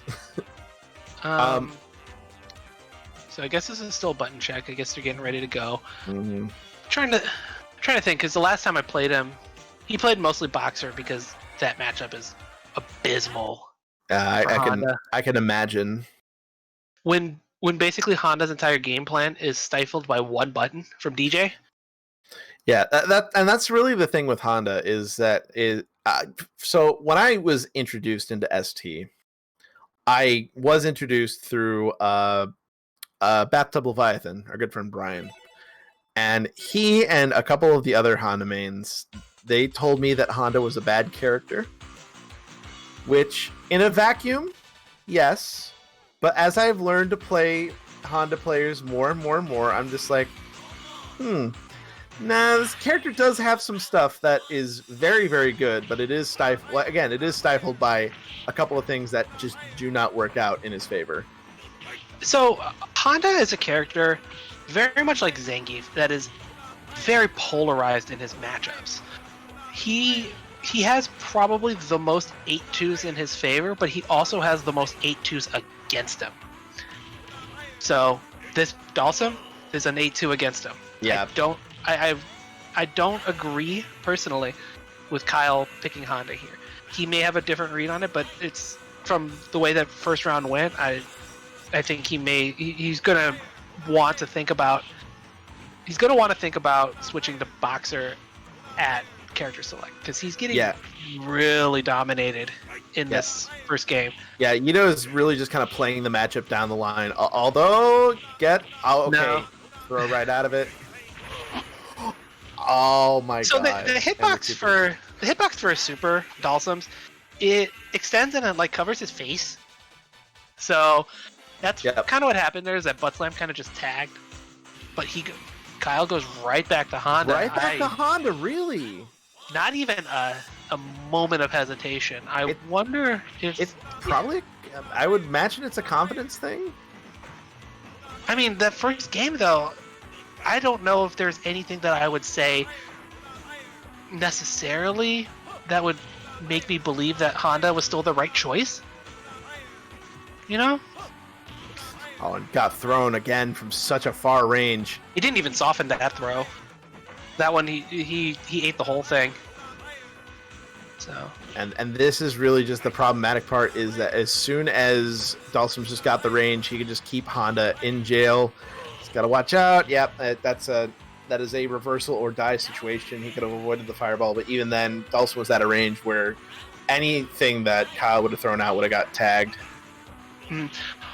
It's not even so much, though, being at the range, it's getting a life lead. The second that Dalsim has a life lead, he can grind the game to a screeching halt, and there's not a whole lot Honda can do about it.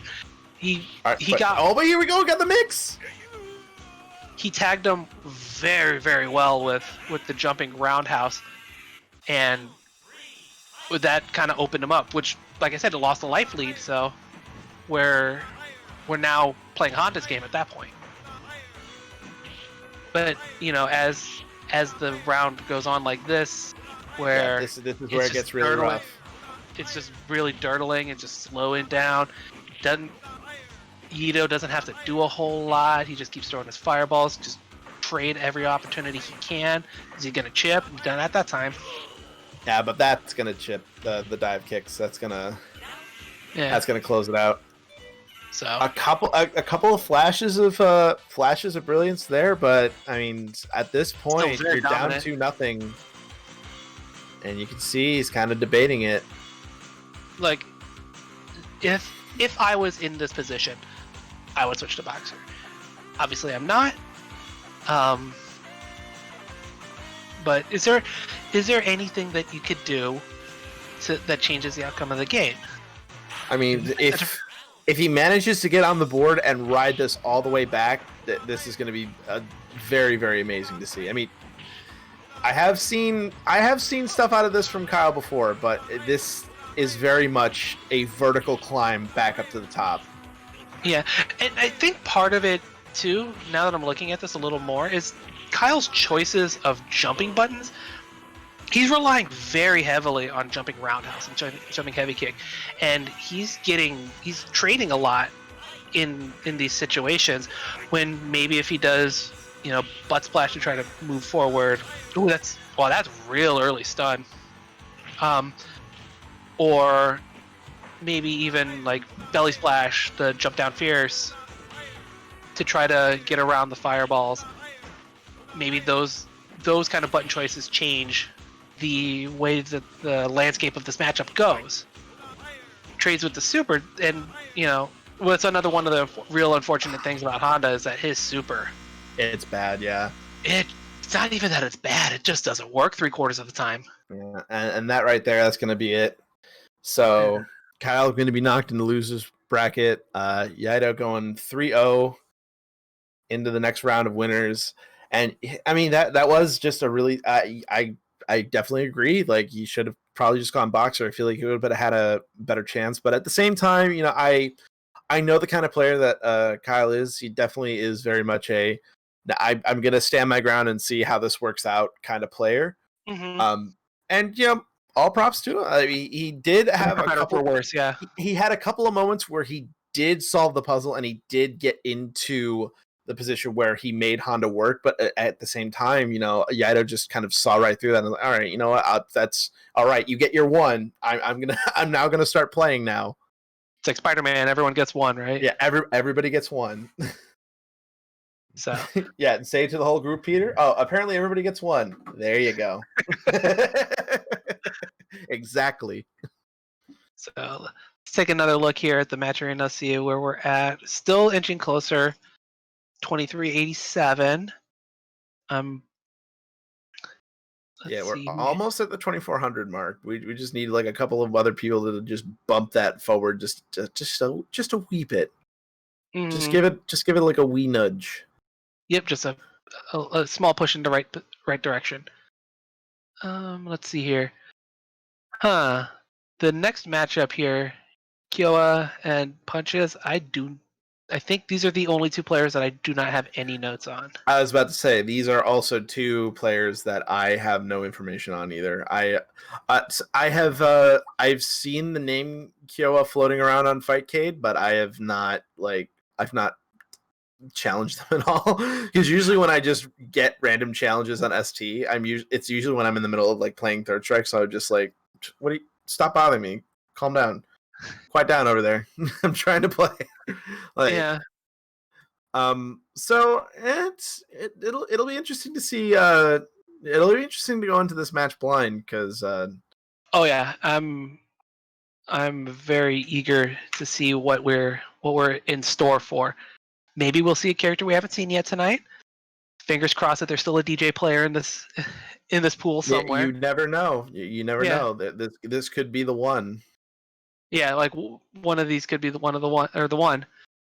So let's see, and I would imagine that yeah, so they are running losers pretty much immediately as they get down there. So yeah, just to kind of speed up the process a little bit. Because this is a 32 person tournament, and let's see if at any major, a 16-person block is given 2 hours. This game never needs the 2 hours, but this game never needs the 2 hours. That's the one thing that it goes very fast. Oh, are we jumping? Oh, I think we're jumping right into the middle of another losers match. Okay. Yeah, I guess so. So come back and we get to see Kyle play right away. Oh my God. So this is a matchup that I was gonna say that is much more in his favor, but Decoy is really making him feel silly. Yeah, no, that Decoy's Blanca has been something else. Like any time that I've been watching, it's just been on another level. Yeah, and it's very quick these games are going by. Yeah. So. Well, I guess. Because I was a little bit of a. That was just a little bit of a tea. And we get a glimpse of what's going on in the lower bracket before Art takes us back to the winner's side. Mm-hmm. So now, Punchy is also known as We're Partying.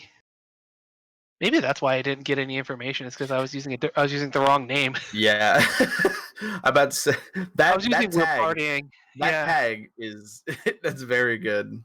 Yeah, that also screams not my primary tag. Yeah, it's very much an immortal situation. Yeah, it's like, hey guys. So there's so many situations where like I think it happened to me at Raj last year where I was just like I was in ST bracket and I'm just like I had to play my next match. It's like, oh yo, who's like this random tag, and then I just see Brett raise his hand. I'm just like, oh, I should have known. Of course you would be here. All right. Oh, we get our first Dictator on screen. This is the first Dictator stream match. Ooh. Okay. So, depending on who we're playing against, it looks like it's going to be a Ryu. I don't know if it's going to be new or old. We'll find out in a second. New. Okay. So, I'm going to, stay quiet for a second here because I just want to look at this color for Dictator. This is a very clean color. It is a very, very good color. So this match I've seen play out a lot where it's all a matter of you just don't want to get touched by Dictator and just not get stuck into the vortex that he can create with that. Yeah. The spacing on that slide though was very good. Oh yeah. Chip on the fireball. You could see the hesitation from Punches / We're Partying about throwing out the super because he didn't want to get head stomped because that was like the one outer that that Kyoa had for the situation that he was in, and so made sure that he was very good at throwing the right fireball at the right time, and Kyoa wasn't expecting it. Yeah. And Kyoa's spacing so far has been very good. Anytime that he's been getting pressure, just stays right in the corner. Max range. Don't be pressing buttons when Dictator has meter on wake up. Especially not a low. That is a no-no. That is absolutely a no-no. You will get blown up 100% of the time for that. So there are buttons that you can press that will beat that. It's just you don't want to press a low. You want to press something like crouching medium punch if you're going to try to do pressure like that, because it's only invuln for like the first 3 or 4 frames, if I recall. And it's all right. Still doesn't get a whole lot after it. That was a brave read. I wouldn't even call that brave so much as it was just it was a very hard read. I'll give you that, but that was a common situation that you see a lot of Dictators do, and he found that is how he gets out of it. That is his best option for that, at least in his mind. And he went with it, and it worked out. But, he's partying, so... Yep. Oh, nice catch. Same side, still with the pressure, the medium kicks, keeping Ryu in the corner, although managing to fight his way out a little bit with the fireball game. So we got to be in the corner. If you're in Ryu's seat right now, you got to be very careful about super, which was still very much on the table. If he had just woke up super, he would have gotten tagged, and that would have probably been the round. So now we're walking back into the corner again. We're more dedicated now to pressing small buttons as opposed to going for big haymakers and touch of deaths and stuff like that. Yeah, exactly. In Kyoa's seat. So just the pressure up with the scissor kicks. Yeah. That's the one thing that's really hard especially for like new players to combat Dictator scissor kicks. If a good Dictator, they will keep that pressure up for a good amount of time, and they're looking for presses in the middle of it. Mm-hmm. Because especially as late as Kyoa is hitting with the scissor kick, he's gonna have advantage. He's gonna have plus, or maybe not plus, but he's gonna at least be 0. And he's pressing his buttons in a way that will tag tag punches. Yeah, but good anti-air from We're Partying, and we're now 2-0. Kyoa definitely has the mountain to climb here. You know, we're talking all of these good things that Dictator is doing, but he's still losing pretty handily. Well, and the reason why, one of the reasons why is because we're that was a brave DP. I think that was a fireball that just missed input. Yeah. So and there once again that is demonstrating why We're Partying has been staying in this, is that anytime the key to winning against Dictator is you can't just like let him jump and do his thing. You have to. Oh! I cannot believe that those both inputs came out. I was entirely ready for Ryu Super to have just gotten eaten. I mean, it got eaten like by a foot to the face, but I was talking the inputs. Oh, and that's it. That's it. Yeah. So we're going to game 4. Bro. Bro. I don't know. That was, oh my god, that exchange right there. That's what makes Dictator just fun to watch, because like a lot of Dictator players, they could just reach into the pocket and just run it back like that. That is so cool to see. There really is just no chill, really. No, absolutely none. Oh, he could have gone into it. I'm pretty sure he could have gone into it from that. Max range sweep, and block it, keep it safe. I was actually expecting him to walk forward and throw him into the back corner. And good patience from Kyoa, just kind of waiting full screen, knowing that the fireball was his cue to go in for the head stomp. And all of a sudden, now you start to see the momentum swing back in his favor. This is kind of dangerous territory. If We're Partying wants to keep a hold on this set lead, he really needs to get this. He needs to get it to final round right now.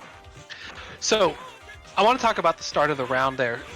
Punches threw a fireball, and they got stuffed immediately by a standing medium kick. That being said, though, it took one combo. Yeah, he managed to get it. All right, final round. The momentum he's still got a good hold on he's still got a good hold on this set lead right now, but he's got to watch out. Again, good anti-air. Yeah. The key thing that has been keeping him in this match so far, he's been keeping Kyoa from jumping too much, but starting to miss a couple of key anti-airs. Head stomps all the way over to the other side. He gets the throw. Oh man. Okay, so there's one thing I wanna make note of that's been going on routinely through this set, and that is how many times We're Partying has hit with overheads. He has hit, I think he's 4 for 4 on overheads in pressure. Like he is really good at opening up Kyoa, and that's something if you're in the Dictator seat, you wanna try to shore up is being on defense. So backs up after the cross up. Oh, that trade from the Tatsu not working out, and now he's got the knockdown. Oh, this could fall apart right here. Super's out of it. Oh Head man! Stomp, another one. Anti-air medium punch. Oh my god! If that landed any different way, he would have been able to super and end the round earlier. Honestly, I don't even know. I'm not sure if Partying should have gone for the second jump medium punch, if he should have just supered. But and again, the overhead clipping him. Yeah, so he's 5 for 5. He's really good. He's really good at opening him up. Also, really good at guessing when Kyoa is just gonna just punishing these unsafe jumps, trying to get in. Head stomp, keeping himself safe, and again tried it again, but it didn't work with the super. Final round. This is final round. So, if you would have thrown the fireball a little bit earlier, or if he had thrown super instead, we wouldn't be talking right now, or we wouldn't be talking about this match because it'd been over. And now we're also headbutt still alive. Throw. Oh, and that's it. So, Kyoa running the gauntlet back. He ran that all the way back. That was the first time that we saw somebody down 2-0, and they ran it all the way back to win the set. So there's a couple of key moments that we should talk about in that final game. One, the combo drops. There's 2 of them from the Ryu player, from jumping medium punch, not supering after that, and in the third round there's another combo drop, and then misplacing the fireball that allowed it to get supered at the end of round 2 after he had dropped the combo.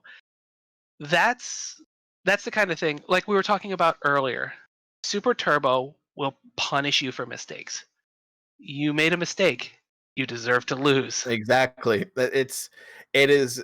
People describe this as high speed chess for a reason. Where it's kind of the exact same scenario. You misplace a piece, you deserve to lose. It's one of the things where you really just cannot make mistakes. And one mistake, as you saw there, it caused the momentum to fall apart and just shift the pendulum into the other direction. And with a character as explosive as Dictator, again, you make a mistake, you block incorrectly, you get tick thrown too many times, your whole life bar is just gone at that point. So let's see, what do we got next here? Ultra Combo and Ultra Sean. So that's going to be Ultra Sean. Old Sagat versus Claw. I think it's Claw. Huh. Yeah, Claw. Yep. Ultra Sean is going to be on Claw, and I do believe, unless I think Ultra Combo. No, Ultra Combo's going Old Ken. I was about to say, because I don't know if Ultra Combo plays anybody else. Yeah, it's the counter pick.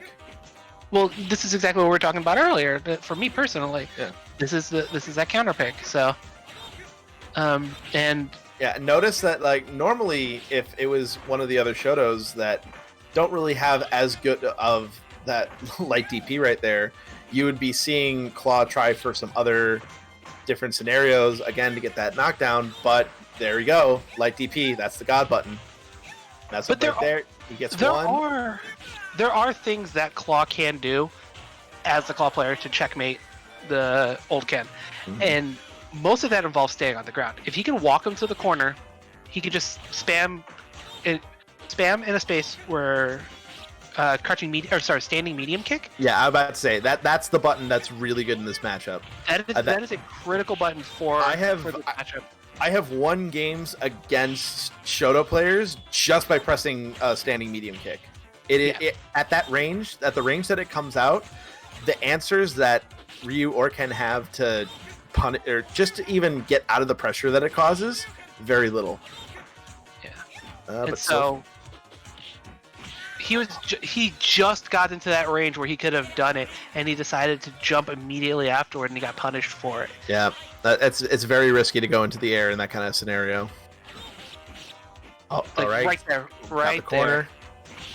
And opting just kind of wait to see what buttons get pressed and staying at the range where he can sweep it down, hopefully getting another knockdown. But again, Ultra Combo just walking his way out of the corner. Tries to backflip back, but the fireball tagged him on the way over there. Oh, gets DP'd him. Yep. Gets DP'd for his trouble trying to cross him up. Yeah, had to just keep him there. Fireball had a situation where he had to make a gamble on the wall dive, but saw it coming, tagged him with the DP. Now Ultra Combo going up one game. So showing off that the counter pick is working out. He almost got the sweep punish on the jab DP, but barely. That throw was. Do we call that a rollback? Is that a rollback? You know what? No, we call that Claw doing Claw stuff. I guess. I've been playing this game long enough to firmly decide that this character is all sorts of stupid. But, oh, wait a minute. Ultra Combo coming in, and he made the pixel come back. Running it back. That's real impressive. Oh. So, So round 2, game 2. We're keeping a nice slow pace here. And this is what Ultra Combo wants to do. Ultra Combo, well known as a Sagat player, so his fireball game is going to be very good. Mm-hmm. And so, yeah, and no putting the brakes on that wall dive, even at that kind of range, because heavy DP, it will catch you no matter where you are on that. And he tried for the tick throw, but Heart of the Cards mashing, just like no. Piano the buttons. If you want to throw me like that, you better make sure it counts. So that's one of the things that I do as a on defense is I will, in your block string, I will always just be piano the buttons for the throws, right. In case you ever make a mistake that you make a forward movement or whatever, I will throw you. I do not care. So trip guarded. Oh, and he tried to wall dive in the opposite direction. It's always risky to initiate wall dive towards your opponent, because if you just get caught in the jump, you just get caught. Yeah. Oh, here we go. Nope. Shoryuken's right out of the setup. Now he's got him in the corner. This is where it gets tough for Claw. Oh wow, he got tagged out of medium punch, crouch medium punch. Now, do not stick out a button. Do not stick out a button, especially one that extends Claw's hitbox like that, because light DP, it will catch it, it will eat it up. Another great trip guard. And just Ultra Combo just didn't move. Just rock solid. Didn't even DP there. Wait, but hold on. Tick throw. Oh, he tried it again. He went and it worked this time. Ultra Sean staying alive. That's the reverse comeback. The kind of right back at you comeback. Yeah, but Ultra Combo is on match point, and he's very much shown that he is in command of this matchup. Oh yeah. And again, this is the command part. Not moving, staying solid as a rock. He knows his exact position where he needs to be. Sky High Clouds. It's keeping Ultra Sean in the corner. It looks like it's gonna be a perfect, unless not quite. And there you go. The walk forward gets clipped by the crouching medium kick, and that is going to be it. Ultra Combo moving on with a very good Oken exhibition versus Claw.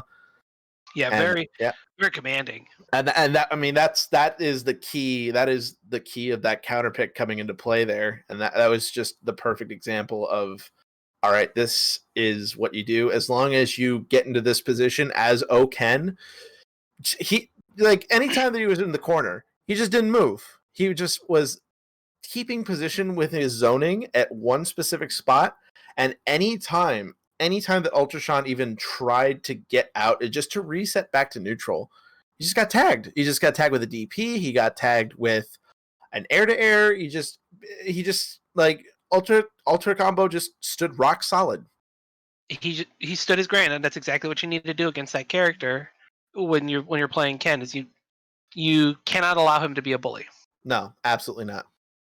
All right, so looking forward into the bracket here, we got one that's gonna be, this is a fun one. This, both the players and this matchup.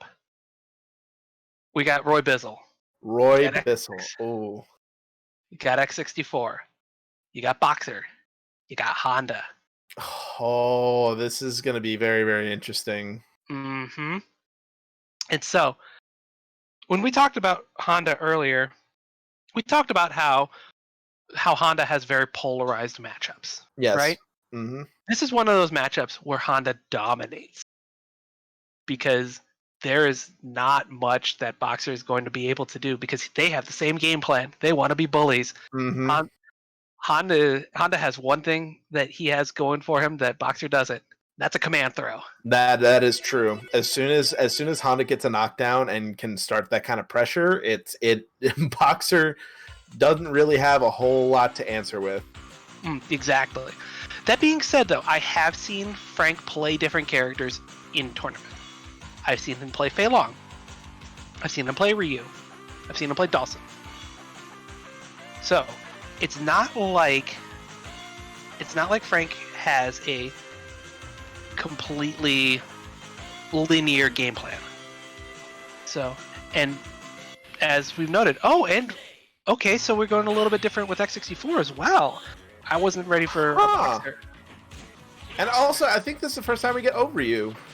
Oh, this is old Ryu. I missed that part. Yeah. So the big differences with Ryu and new Ryu, obviously you're missing the super, you're missing throw techs, but what you're gaining is probably the dirtiest 50-50 in the game. Oh yeah, the damn dive setup. That's the. Are we gonna see here? That he tried for it. Yeah, he tried it, but he didn't quite land it. So, a quick explanation of how that Tatsu works is they forgot to program the last, very much like Raptor in Vampire, they forgot to program half of the. No, I'm sorry. The way that Turbo works in Super Turbo is frame skipping, and so sometimes they just skip the frames you can block it, like they skip the cross-up frame, and so you just can't block it. So it turns into an unblockable Tatsu. It turns into an actual unblockable because the frame that you would be able to block, like swap the blocking, it's gone. It just gets eaten by the game. And so that's going to be the big key for Frank, for Roy Bizzle, going in, is to get a knockdown and to just start Tatsuing. Which, that's going to be a little bit harder to set up, as we mentioned earlier, with the way that boxers cross-up hitboxes work. Mm-hmm. So he might have a harder time setting up the Tatsu loops. Oh! And that's another difference. Sure, just like Ken, Shoryuken, Invincible all the way up. All the way up. So you luckily he didn't get punished that hard for that. Yeah, but he's gotta watch out. He's got another super. Frank had no fear. That was a very, very brave attempt to try to catch X64 in a jump, but that just didn't happen. And other side. And if I was them, I would have definitely taken a double KO. I mean, because it just forces another round. Mm-hmm. There's no draws in this game up until round 10, which you're not getting to round 10 if it's two real people playing, like people actually trying. So, try for round start tap. Let's see, and he tried to rush under. So one of the things for newer players, tap doesn't go through fireballs in this game, or it's not invuln frame 1.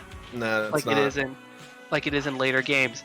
They actually, in HD Remix, it is invuln frame 1, so you can use it to tap around fireballs. But generally, if you're the boxer player, if you want to try to get around fireballs, you're doing jab headbutt. You're doing, you're trying to jump over them. You're not using tap. Yeah. That was also a very, very quick game. It was a very quick game too. Yeah, so X64 seems to be right in. Okay, all right. Mm-hmm. He's like, Frank is just like, I've had enough of these shenanigans. All right, you've made me do it. You've angered the beast. Now here he comes. Mm-hmm. So this is definitely one of the more fun mirrors to watch in this game. It's just going to be back and forth, exchanging blows. Oh yeah, no, it's who is going to be just running their game versus the other. Here we go, the headbutt loops. So on the third try there, the reason why he went for a jab is because he was trying to bait out a headbutt or bait out a throw attempt, and that's exactly what he got. But he didn't punish it at the end. Oh, and he tried to catch a button on the way back, and now Roy Bizzle on the board. Oh, tried to tap from round start, but sniped that out with another rush punch. Oh man, that's just bringing the pain. Made a couple mistakes. You have angered the gods. Stun, round end, that is it. So Yeah, now no, I think X64 might be okay. Yep, Now there we go.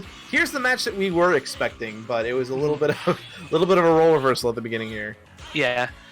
So this is one of my favorite things about this game is when you start doing this kind of thing, the counterpick war, and just watching a player play 4 characters in a set. Which I mean, we're not going to see that this time, but watching Good 4 jab. different characters. That was or a 3 really characters. good jab to stuff that headbutt. Yeah. So one of the things that Honda got in later versions of Street Fighter 2 HD Remix, especially, is he actually got the ability to do stuff with jab headbutt. This game, he just gets stuffed by just about everything. It's really hard to use that, but it doesn't matter when Here's the mix. command throw. What was that cross under? Stays on the same side. Okay, headbutt's out of it. This is the level of dirt that Honda's got. Though. That sweep setup, that was so nasty. No, you'll never block that in a million years. No, never, ever. I'll never block it in a million years. You'll never block it in a million years. Roy Bizzle didn't block it. There's no way in a million years he's gonna block it. It's Just trying to keep the pressure, but again gets clipped with a headbutt. Here we go, Ochio. This is the mix. Nice, sees the butt slam coming, but again the Ochio, he had it ready. And stored Ochias. Yeah. there you go. X64 takes it. It's so this is what we were talking about earlier with the matchup. It's very, very, very, very, very easy for Honda to run his game on Boxer.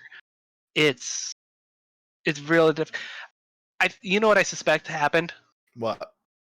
I suspect that there was a blind pick call at the beginning. Probably, yeah. I would imagine. I would not want to play Old Ryu if I didn't think it was going to be Honda. Yeah. And this is one of those things, the outside of the game things that newer players don't do enough of. If there are multiple character players, is to call blind picks. Yeah, I mean, especially if you can force into a situation where they have to play a matchup that is really tough, you definitely should go for it. Mm-hmm. For some people, obviously, it's not going to matter because, like, for instance, if you're going against somebody who just strictly plays Claw, like, I mean, you're just going to. But if you have somebody who's a specialist with multiple characters, force them to blind pick, force them to in a situation where they got to choose a character and see if you can gamble on winning the counterpick wars, like Roy Bizzle tried to do there, but unfortunately, just those first couple games where he was Ryu, he tried to get something started, but it was just shut down by it was just shut down by Boxer stuff. Yeah, and I wonder if Roy Bizzle had made the switch after game 1 instead of after game 2, if he could have because once you're at that point, you have the loss to give still, and you can play the counterpick war. That is true, yeah. So, but the thing is that you would have to bet the whole set on Old Ryu versus Boxer, which you've already shown that didn't work. Yeah, like meta-wise, it's tricky to make calls like that because you're not only just relying on your own confidence and your own judgment, you're relying on the other player also making a decision that plays nice. Ball, yeah, exactly. Like it's a risk, but if you manage to gamble and it pays off, it definitely does feel nice. All right, so next match. Here's the fun end. Here's another fun one. This is Reno MD, probably one of the best dictators in North America, versus Vodka Gablowski, one of the other high-level geefs that is in this bracket. The other high-level geef, yeah. Yeah, the other one. The other one. Him and Mega Man X, they're the only two that are left. So, and I managed to play Vodka in a when I visited Genesis earlier this year. They had actually, believe it or not, I was surprised they had this at a Smash event. I'm just like, oh, there's an ST side bracket, nice.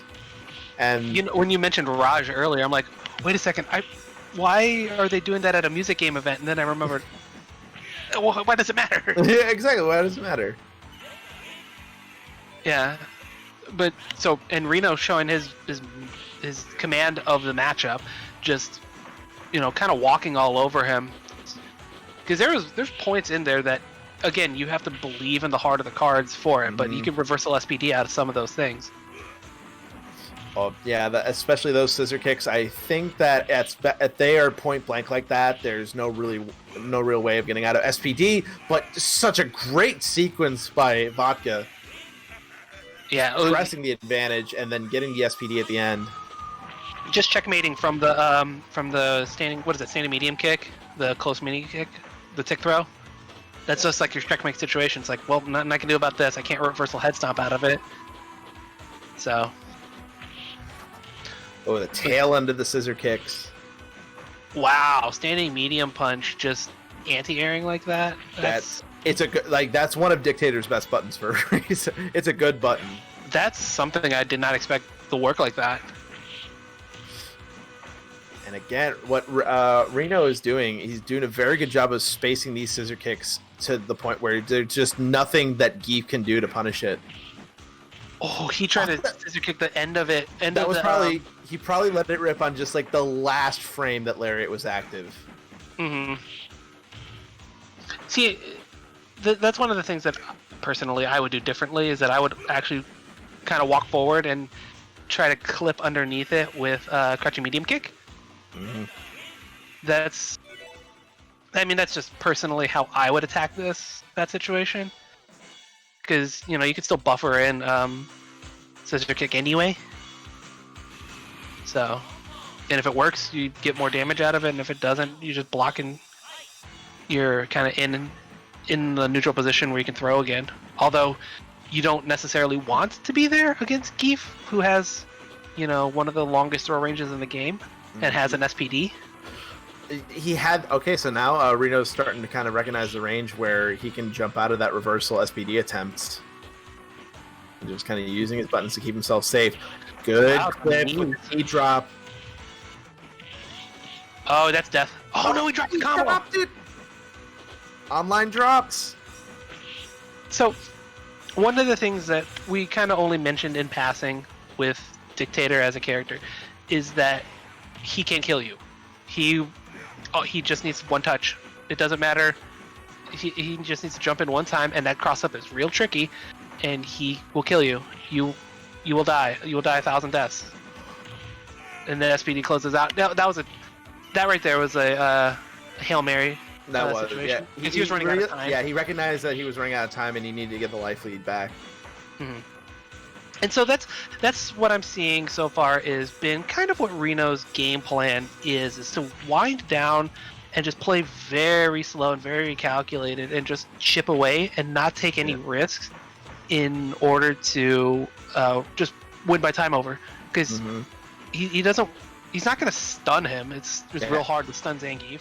Yeah, see this right here, this kind of set play that he's doing right now. This is the kind of bread and butter of what he's doing. Whenever he has a life lead, he spaces scissor kicks right at the tip, so that way if he tries to reversal SPD, he can just jump away and can't challenge anything. Can't challenge with the jump because he's also buffering punches afterwards for the air to air, and he can't SPD because it just won't run through.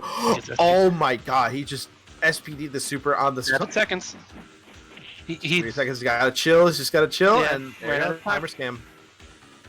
And so, like I said, this has been what Reno's whole game plan is to just run the clock out. Yeah, and Dictator, he has the tools to do that hit and run style very effectively against characters like Geef. Yeah, who have very limited. Because Green Hand in this game is not as good as it is in, say, Street Fighter 4, where Green Hand just literally does everything you want it to. Green Hand is a projectile of its own in that game. Oh, is that it? That's a stun. That's stun. But drop the combo. This is dangerous. He's still on the life lead, so he's one touch away from death.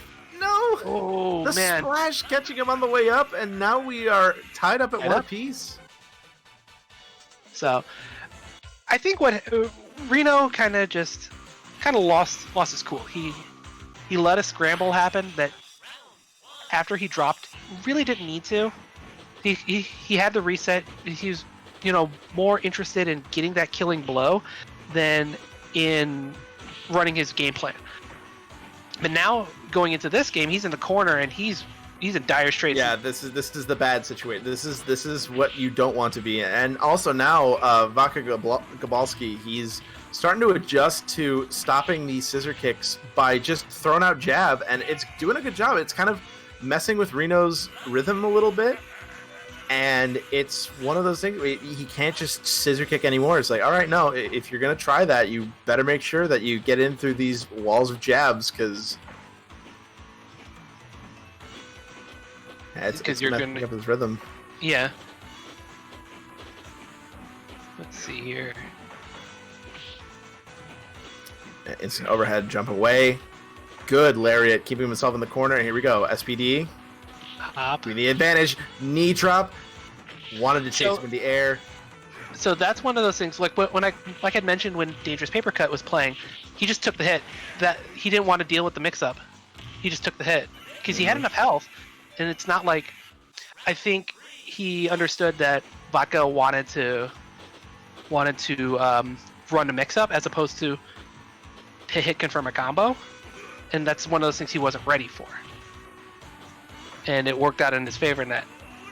Oh my god, here we go. Suplex City. Jumping away from the SPD. Still in the corner though. Bad spot to be in. Head stomps his way out. Oh wow. Good lariat on the head stomp. Crossover. I thought we were going to see jab SPD there. He was right there, but now still in the corner. Bad spot to be in. Oh wow, no fear, run forward. Very patiently walks his way out here. Here we go. Throw setups. No fear on the throw there either. Supers his way out. So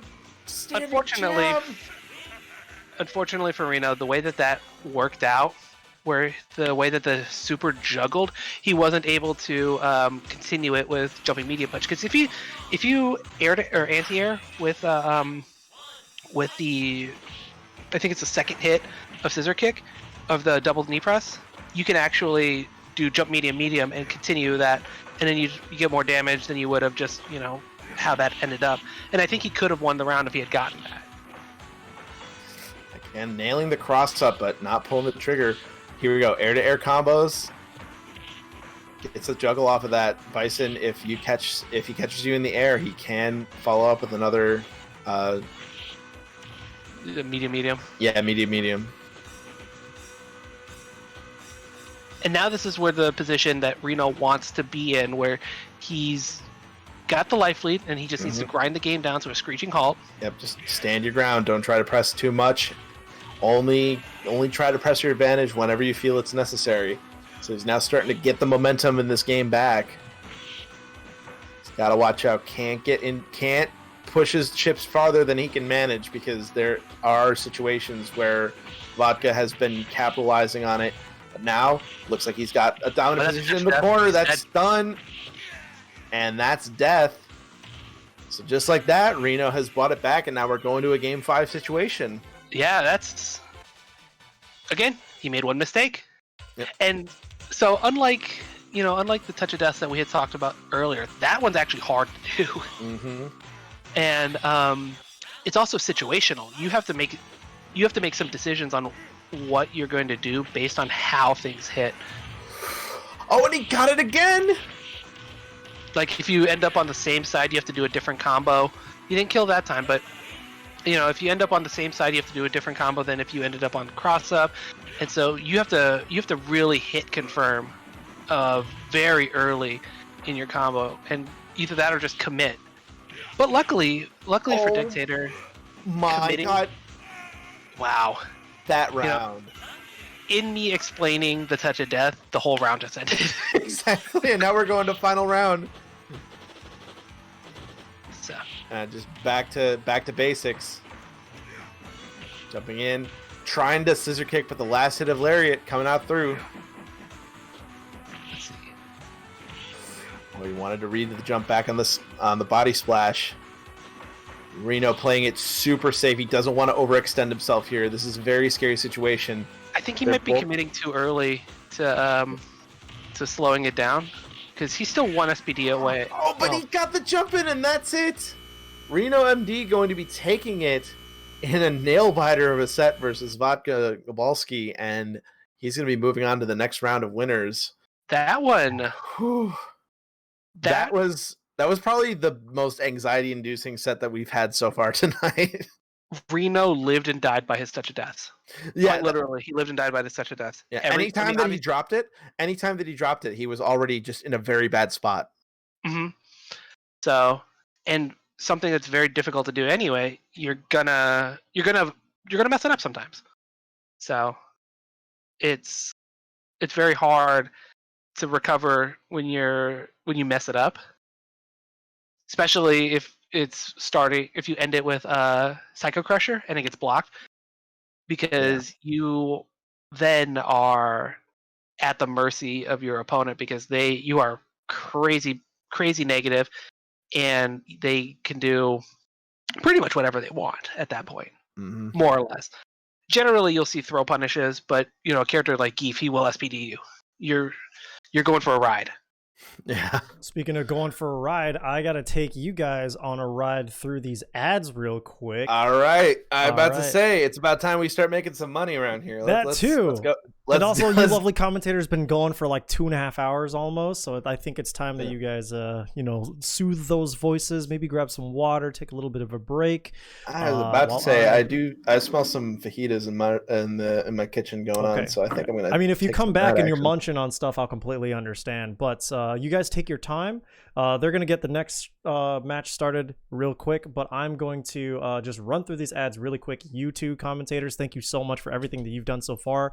I'm just going to run through these real quick, and then once you're back, I'll switch it back over to you. Is that cool? All right, sounds good. Cool. All right, while they're gone, I'm going to talk to you guys about things that we've got going on. You are here watching Matcherino Cup. It has been a long time coming. It's been a ton of events leading up into this, and this is now the big one. We got $1,000 starting prize pool, and now we are up to $2,600. Thank you everybody who's used the free code, who's donated, who's added to the prize pool by some way, shape, or form. You guys are amazing. Just shy of $5,000. That's a lot going to a certain individual, and we're gonna see, or a set of individuals, and we're gonna see where that goes pretty soon. But speaking of big ass prize pools, we've got fall fights coming up next month. If you guys are a fan of Low Kick Esports, you guys should know that last November we partnered up with GameWorks to bring you guys a pretty crazy event. It was a Tekken 7 event. It was actually just like a big amount of things that were going on, but this year, amongst all the things that are happening, we're going to shrink it down to games that have really, really good netcode, which is Power Rangers Battle for the Grid. It is a league match, so you can qualify for league points with this, and Them's Fighting Herds, another really great indie game, has rollback netcode, supreme netcode, and has been growing in popularity lately due to the circumstances. So $500 starting prize pools for each. If you guys want to, you can sign up now, heading on over at smash.gg/fallfights2020, something like that. There's a command or something like that in there. If not, we'll get you guys the sign up link through our Twitter. And also want to remind you guys, I'm sure you've seen the flash at the bottom of the screen. This stream is brought to you by G Fuel, the official energy drink of esports. Really, really cool to be partnered up with G Fuel nowadays. Like, they've done so much for us lately. But, G Fuel, right now they're inviting you to take a trip down flavor memory lane with their new G Fuel bubblegum. It's their newest mind-blowing concoction made with zero sugar and packed with antioxidants and vitamins. It's really funny. Be transported back in time with this classic taste of childhood while getting the energy and focus you've come to expect from G Fuel products. Check out their sponsor quest on our event page for more info on how to get your hands on G Fuel's nostalgic take on a time-tested favorites. Thank you very much to G Fuel, and thank you very much to everybody who is here. I'm going to run through these really quick. Power Rangers Battle for the Grid and Guilty Gear Xrd Rev 2 for Low Kick Online 44. It's happening next week on November 6th. And then we've also got LKO 43 on the 4th. It's Under Night. Thank you for tuning in with us. I'm going to take it right over back to the stream. Okay, going right into it. We got a new Hawk. New Hawk? Yes. So, I established earlier when we were talking about Dangerous Paper Cut that New Hawk has some weaker buttons, but he could still do all of the dirt. All of it. That old Hawk can do. And like that right there you go. Yeah. So the one thing that I noticed about how Mook went is that he goes longer on his block strings. I think that's I think that's a throw off for a lot of people that have seen people like Dangerous Paper Cut, like Sako, like even Damn Die. When they play Old Hawk, they do shorter block strings. Like they'll only do one jab instead of two, or I expect Mook will probably do something like even short into do tick throw, or short medium kick tick throw. Right. And he is masterfully navigating this fireball game from Ryu. Yeah, but one mistake, that DP catching him out of the air. Oh, that trade. Yeah, not really working out in Enforcer's favor. So, you know, if you're in Enforcer spot, your goal is to keep him on the ground. Is to make sure that he can't Condor dive, which is exactly that right there. And so you have to establish a very good DP game from the start.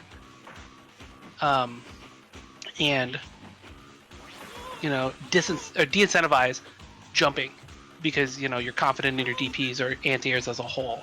Doesn't necessarily have to be a DP, but that grab was that grab was really good. That was a very, very, very tight from the corner there. So what he did is he did jumping medium punch to initiate proxy guard, so he couldn't walk backwards to get out of the throw range. And that's how he got that throw. Oh, here we go, SPDs. That was medium SPD. Oh, keeping him in that corner. Sweep. Punishing that, and that is going to be Mook up 2-0 now.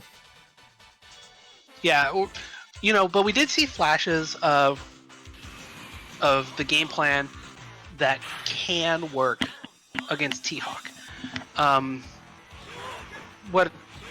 That's a very, very... Wow, he threw him out of a fireball. That's another Condor dive over the fireball. Yeah, so he's one of the things that Mucus is doing very, very well is he is very, very good at getting the instant Condor dives, because there's a minimum height for Condor dive, and even if there wasn't, you don't want to be doing it much lower than what the minimum height is, because otherwise you get tagged by fireballs. But he's very good at keeping a space where he can... It's just far enough away where Enforcer feels comfortable throwing a fireball, but not... You know, but it's not actually safe to do so. And so one of the things that I would like to see from Enforcer here is to... Well, not right now because he's in the corner, but is to walk backwards. Is to take some time, generate some more space with walking. Because now that he's at full screen, is that a trade? Yeah, that was just barely enough. But as I was saying, like, you know, when he had the space and he, you know, got him to full screen, Hawk had a hard time getting in because he has to commit real heavily to Condor dives, because his DP is only so good at getting around a fireball. Yeah. Because it's, as you see, it's real slow going up. Yeah, it's real slow going up, and there's a good amount of hang time on the way down as well. So if you're close enough, it's pretty much free punish. Yeah. So. Another air-to-air trade. Trying to get in with the jumping jabs, but now Enforcer's starting to key in on any time that he was getting jump heavy, and that was very, very well timed on that super. There we go. Enforcer's on the board. Yeah. Just play patient and just react to those attempts to get in on Mook's end, and just, you know, Bob's your uncle. That's the way to play it. Yeah, and if you just, you know, play patiently on the ground, walking back and forth, like, you don't necessarily have to jump. You don't have to necessarily do anything like that. You can even punish a whiffed Condor dive, because he slides when he hits the ground if he doesn't tag you for a little bit, and you can sweep and then jump over him, Tatsu around, and, you know, you're back at full screen again, and then he has to start all over again. Punishes the Tatsu, but manages to get out of the corner, and Enforcer just throwing out fireballs, trying to enforce the ground game a little bit more. But this is what I was talking about that I wanted to see more of from Enforcer. He's much better in the last 2 games at controlling the pace, because he has to walk, or Hawk has to walk, and if he misses one Condor dive, he gets that's your hind end. Your DP's out of it. Cross up. The block string. Here we go. The jab, walk forward. Doesn't punish the Tatsu this time. Condor dives. Punishes the fireball. Still got the corner advantage. But Enforcer now jumps out. Back to neutral. Oh, got really greedy with that Condor dive. But manages to get Enforcer to burn meters. So still got that going for him. But not jumping out. These two are now being very cautious, but Mook now still pressing the advantage. Just can't get too risky though. Mook has the life lead, so he doesn't necessarily even have to try that hard to get in. Like he. Oh, that was a mistake. He punished it with super. He thought he could get chip. He thought he could get chip off of that, but he ended up getting punished. Mook gave me the one thing, I was gonna say was the one thing he can't do is Condor dive. And he did it, and he got smacked for it. So there's a really specific thing that works on like 4 or 5 characters, and Ryu is one of them. Where if he hits with the heavy kick grab, if he gets 3 hits of that, he can actually do a cross up that's like a cross up splash, like a cross up instant splash. That's like the dirtiest thing that. Oh my god. That crouch. What was that? Behind him.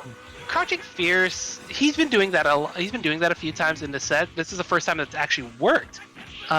So it seems to me that that's what he wants to do all the time on cross up Tatsus, because the hitbox of Crouching Fierce does go behind him a little bit. So that's kind of what he's hoping to do. Crouching medium punch to anti-air, and that's gonna take it. Mook, I mean, honestly, props to Mook. He definitely came into that last game, especially after how he lost in that game 4. He's like, all right, time to turn on the gas. And as soon as that happened, he got the corner. He got that one perfect round start, and it was just downhill from there. It was very good for him to kind of run back like that and close out the game. Yeah. So I want to take a moment here, and I want to talk because I just noticed the Matcherino. We broke the 2500. So we're going to see that first to 10 now with Art and Riz. That's what I like to see. I'm rubbing my hands in excitement. Oh, okay. I see where the oh, nope, never mind. I thought that Art putting in he put in 384, and I think that might have been what it was that broke it over, but yeah, I think that might have been there before. That's been there before. Yeah. Mm-hmm. That's so we're getting to what's going to be, I think, the last of our round 1 winners matches, and we're now pretty solidly into bracket right now. A couple of winners round 2 has been happening off stream, and obviously losers is also being caught up right now. The last winners round 1 match that we have is Damdai versus P2 FOV. Okay. This is going to be the champ is now officially here. Damdai is, as we have both said, a good favorite to win the entire Matcherino Cup. Mm-hmm. Multiple time Tournament of Legends participant. He won the 25th anniversary. Oh no, I'm sorry, the 30th anniversary tournament. Won that one. Oh wait, no, was it him or Nuki? I forget now. It was Nuki. Because the 30th anniversary tournament, that was at CEO 2018. I remember being there to see that. Yeah. So here we go. So Damdai going with Old Ken this time. So the great thing about Damdai in this is that he has choices. If Old Ken doesn't work, you can go to Old Ryu. Old Ryu doesn't work. I'm not suggesting that this is a good idea that he do this. He can go Old Hawk. He can go New Ryu. He's got about 6 characters that he can play. that that will do well in this matchup. Yeah, but once again, this is going to be a bit of an uphill battle for P2FO FOV. But this is one of those things that has developed over the years of Super Turbo. You know, back when I started playing super seriously in 09, 010, you didn't see people playing old Ken for any reason. They just knew that he was kind of a little bit better than new Ken, but nobody played it. And as for lack of a better term, as Super Turbo gets solved, the longer that this game goes along, the more that it's solved that it gets. This is one of those things where, okay, this is a great option against this very, very oppressive character. And, Damdai takes round one. He was in trouble for a little bit there. Now he's in that immaculate fireball spacing where really not a whole lot that Claw could do to get out of it. Just stand your ground, chuck the plasma, keep them in the corner. But he did eventually get out. But, you're at 40 seconds-ish left. He could have really just chilled all he wanted. He has the time. That chip wasn't going to come back. And so... And still pressing that advantage, but has the life lead. He missed a kill. He dropped it. But it didn't matter in the end. Yeah. He was also at such a time disadvantage, was Damien, that he kind of had... That's why he just did walk-up jab DP. Because he kind of needed something to work out in his favor. Like to start something with 5 seconds left. Yeah. But yeah, and as somebody who drops that juggle with a good amount of frequency, I know what it looks like, and I know how much it stings when it does happen. Mm-hmm. Oh, again, trying to wall dive out of there, but no. That heavy DP, it has a hitbox all the way up, so that's a really good tool of just discouraging Claw players from just trying to wall dive at any range, even if you do hold the brakes and just hold back so that you don't even go a whole lot out of the corner. Oh, and very good. That was very good jump in pressure from Damdai. Because even if he blocked that, he could still just do crouch heavy fireball. Because that's one of the changes between the old and the new characters. New Ken can't do crouch heavy fireball.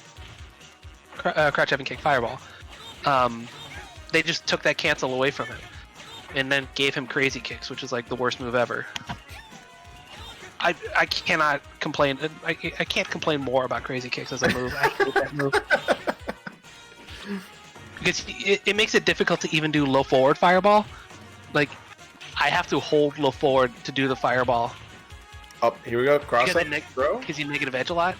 Oh no. That's just the Oken. That's how I play Vampire Savior. I do that. It's you just hold buttons down when you don't need them. Yep. But let's see here. Damdai taking round one in a pretty convincing fashion, but there's still some flashes of what P2 is capable of. Yeah. And it's not like Damdai is winning this match up super free. Like he's like right he's here. winning, there are some spots where he's getting in. Oh, that's gonna be it. Oh, he didn't even need to do that. I'm pretty sure if he just walked up throw, that would have been the round. But okay. He did his rolling Barcelona or his Scarlet, whatever that rolling Barcelona. He did that early. Getting great jump in pressure from Damdai. Crouching medium punch, kind of keeping him at bay. And P2 just up and again tried to sneak that in, but Damdai, he's very good on his reactions. I'm pretty sure he's 100% with catching him anytime he tries to wall dive at him. And here's the spacing. Here's where it gets rough. And you saw P2 tried to jump forward to get out of that, but Damdai just step for step just followed him out.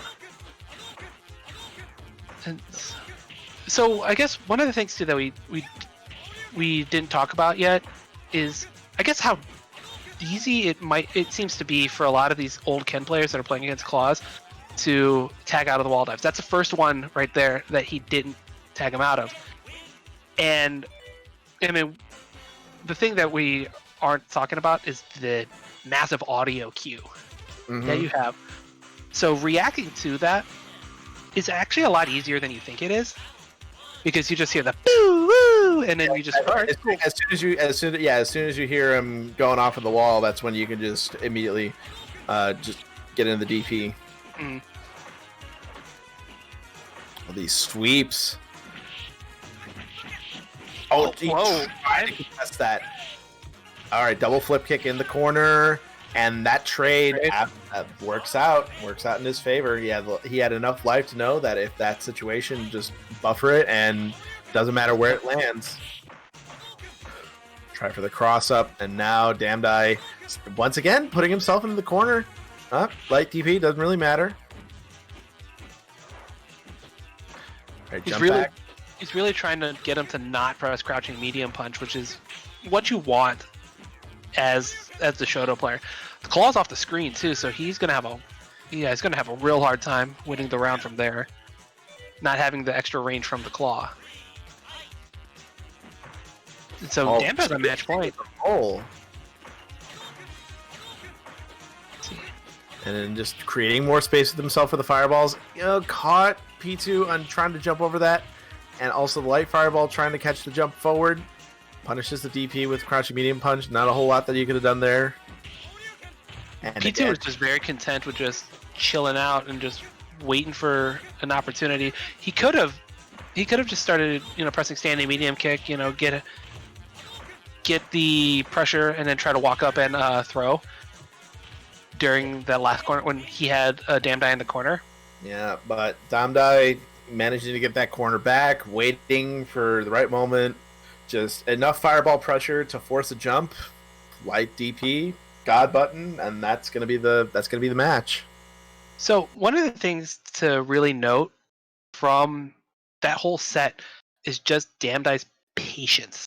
He very much just gave him the rope to hang himself and let him make all the mistakes. And you saw in that last round too, where P2 was just so afraid of making a mistake that he froze. When he was in an advantaged position in the corner, he locked up because he was so afraid of making a mistake. And that's what the best players will do. They will make you afraid of making mistakes. Yeah, and especially as a claw player, you really don't want to be in a deer in headlights situation like that, because that's only giving your opponent more time to set up on you just a level of offense that gets progressively harder to get around as it goes on. Like, especially with Damned Eye, as he was demonstrating, where just jumping out of the corner or getting claw back into the corner, as soon as he was at that magical fireball distance, you don't want to be in that. It's like being in a chess setup. You don't want to fall into this setup to begin with, so you try to actively avoid it. But when you do get in, like, it's almost like impossible to get out of. And so, well, from one Oken versus Claw to another, this is Immortal versus H0. And so H0 was playing old. He was playing old Ken earlier when he played Super V, who's playing Boxer. So this might just be H0's main anyway. Yeah. So it works out very well, matchup wise. Doesn't work out in the round because Brent just kind of steamrolled him, and he continues to do that. He continued to do that, just walking him into the corner at the start of the round. But he's at a life disadvantage. Yeah. So the one difference that you're going to be seeing from P2 over to Immortal is that Immortal is, as you can see, he's pressing a lot more buttons in like the mid range. He's not afraid to put down some pokes, and he's not afraid to kind of press advantage when he knows that he's at a range where if a button is pressed, he's probably going to win the exchange. And all it took for him was one press of a button, and he's got got the whole game started, and he went from being down to winning the round in the span of about 10 in-game seconds, 12 in-game seconds. Oh, that was very good punish on that light DP. And neutral jump over the fireball. Oh, gets the knockdown. He can get something started here. Oh, he got greedy. He really got greedy. They're trying to chase. Yeah. So one of the things too that we noted with Damdai that, oh my god. Oh, wow, I was about to say, I thought that was going to be death. I thought he had time to jump in, do the string. Another one. Dead. What I was going to say was, or what I was trying to say was, one of the big differences that you see between H0 and Damdai when he played is patience. But if you're going to touch death twice, you don't need to be patient about anything. You just tag him and kill him. Exactly. Which he might be, living and dying by that, because I see a lot of the neutral jump medium kick again. Gets a knockdown. Yeah, but Brent is very good at just walking into the space that he needs to be in. And that sky high claw, it means he's putting him on the side of the screen. But here we go. There's the standing medium kick. That's the button that you really want to press in this matchup. Oh, wow, the trip guard. Oh, I thought he was gonna land in time just to not get tagged by it, but just a little bit of unfortunate spacing. You got challenging the early claw. Yeah, you can't you can't unless you know you can get it on wake up, like that light DP, it will go over it. And there's the throw setups. DP's right out of it. Oh, doesn't get enough charge at that time to do the second one. Oh, and not enough for Chip on the Sky High Claw either. Immortal's got to watch out because this round can slip away from him if he doesn't play his cards very quickly. Yeah. And there we go. All right. Yeah, he was trying very, very much to just control it, because he had a big life lead, so he didn't want to make any mistakes. All right, knockdown. This is a good Scarlet Terror for trying to challenge something. I don't know what, but so right. One of the other things too that I don't know if it's just a different reaction that H0 has, but he's not attempting to fierce TP when he sees wall dives like that. I mean, it works out for him there because he was able to do what I call the GGPO special. Yeah, I was about to say light DP into light DP. Yeah. They say 60% of the time it works every time. And Brent's not going to change characters. Yes. No, he's sticking. Both these people are going to be sticking on their mains throughout the entirety of this match. And so far, but now this is the first time that we've really seen Brett playing on the back foot here, and so far this has just all been very smart play from both these players. Oh, and wow. again, that was brave. He's been taking these risks with the wall dive towards the player, but every single time H0's had the reactions, he's been getting around it. Oh, he thought that crosser was. No! He thought both of those tattoos were going to cross up, and only the second one did. Oh, that's so unfortunate. And now H0 on match point. Yeah, risk getting out of it, but okay, here we go. Throw setups. Tick manages to back away. I like the tick attempt, but not actually going for the throw. Reading that he was going to try to press a button. After that. Oh, keeps his advantage. Sweep, punishes with it. Yeah, heavy punch. Oh, cross up top two. Hard. He's just gotta keep the corner right now. And there's the roll. Chip damage, and now going into a round 3. Final round of game 4. Sky High Claw at the start of the round. Oh, another Sky High Claw. That was so risky. All right, the fireball game, but again, now he's starting to catch it anytime that he's going off of the wall.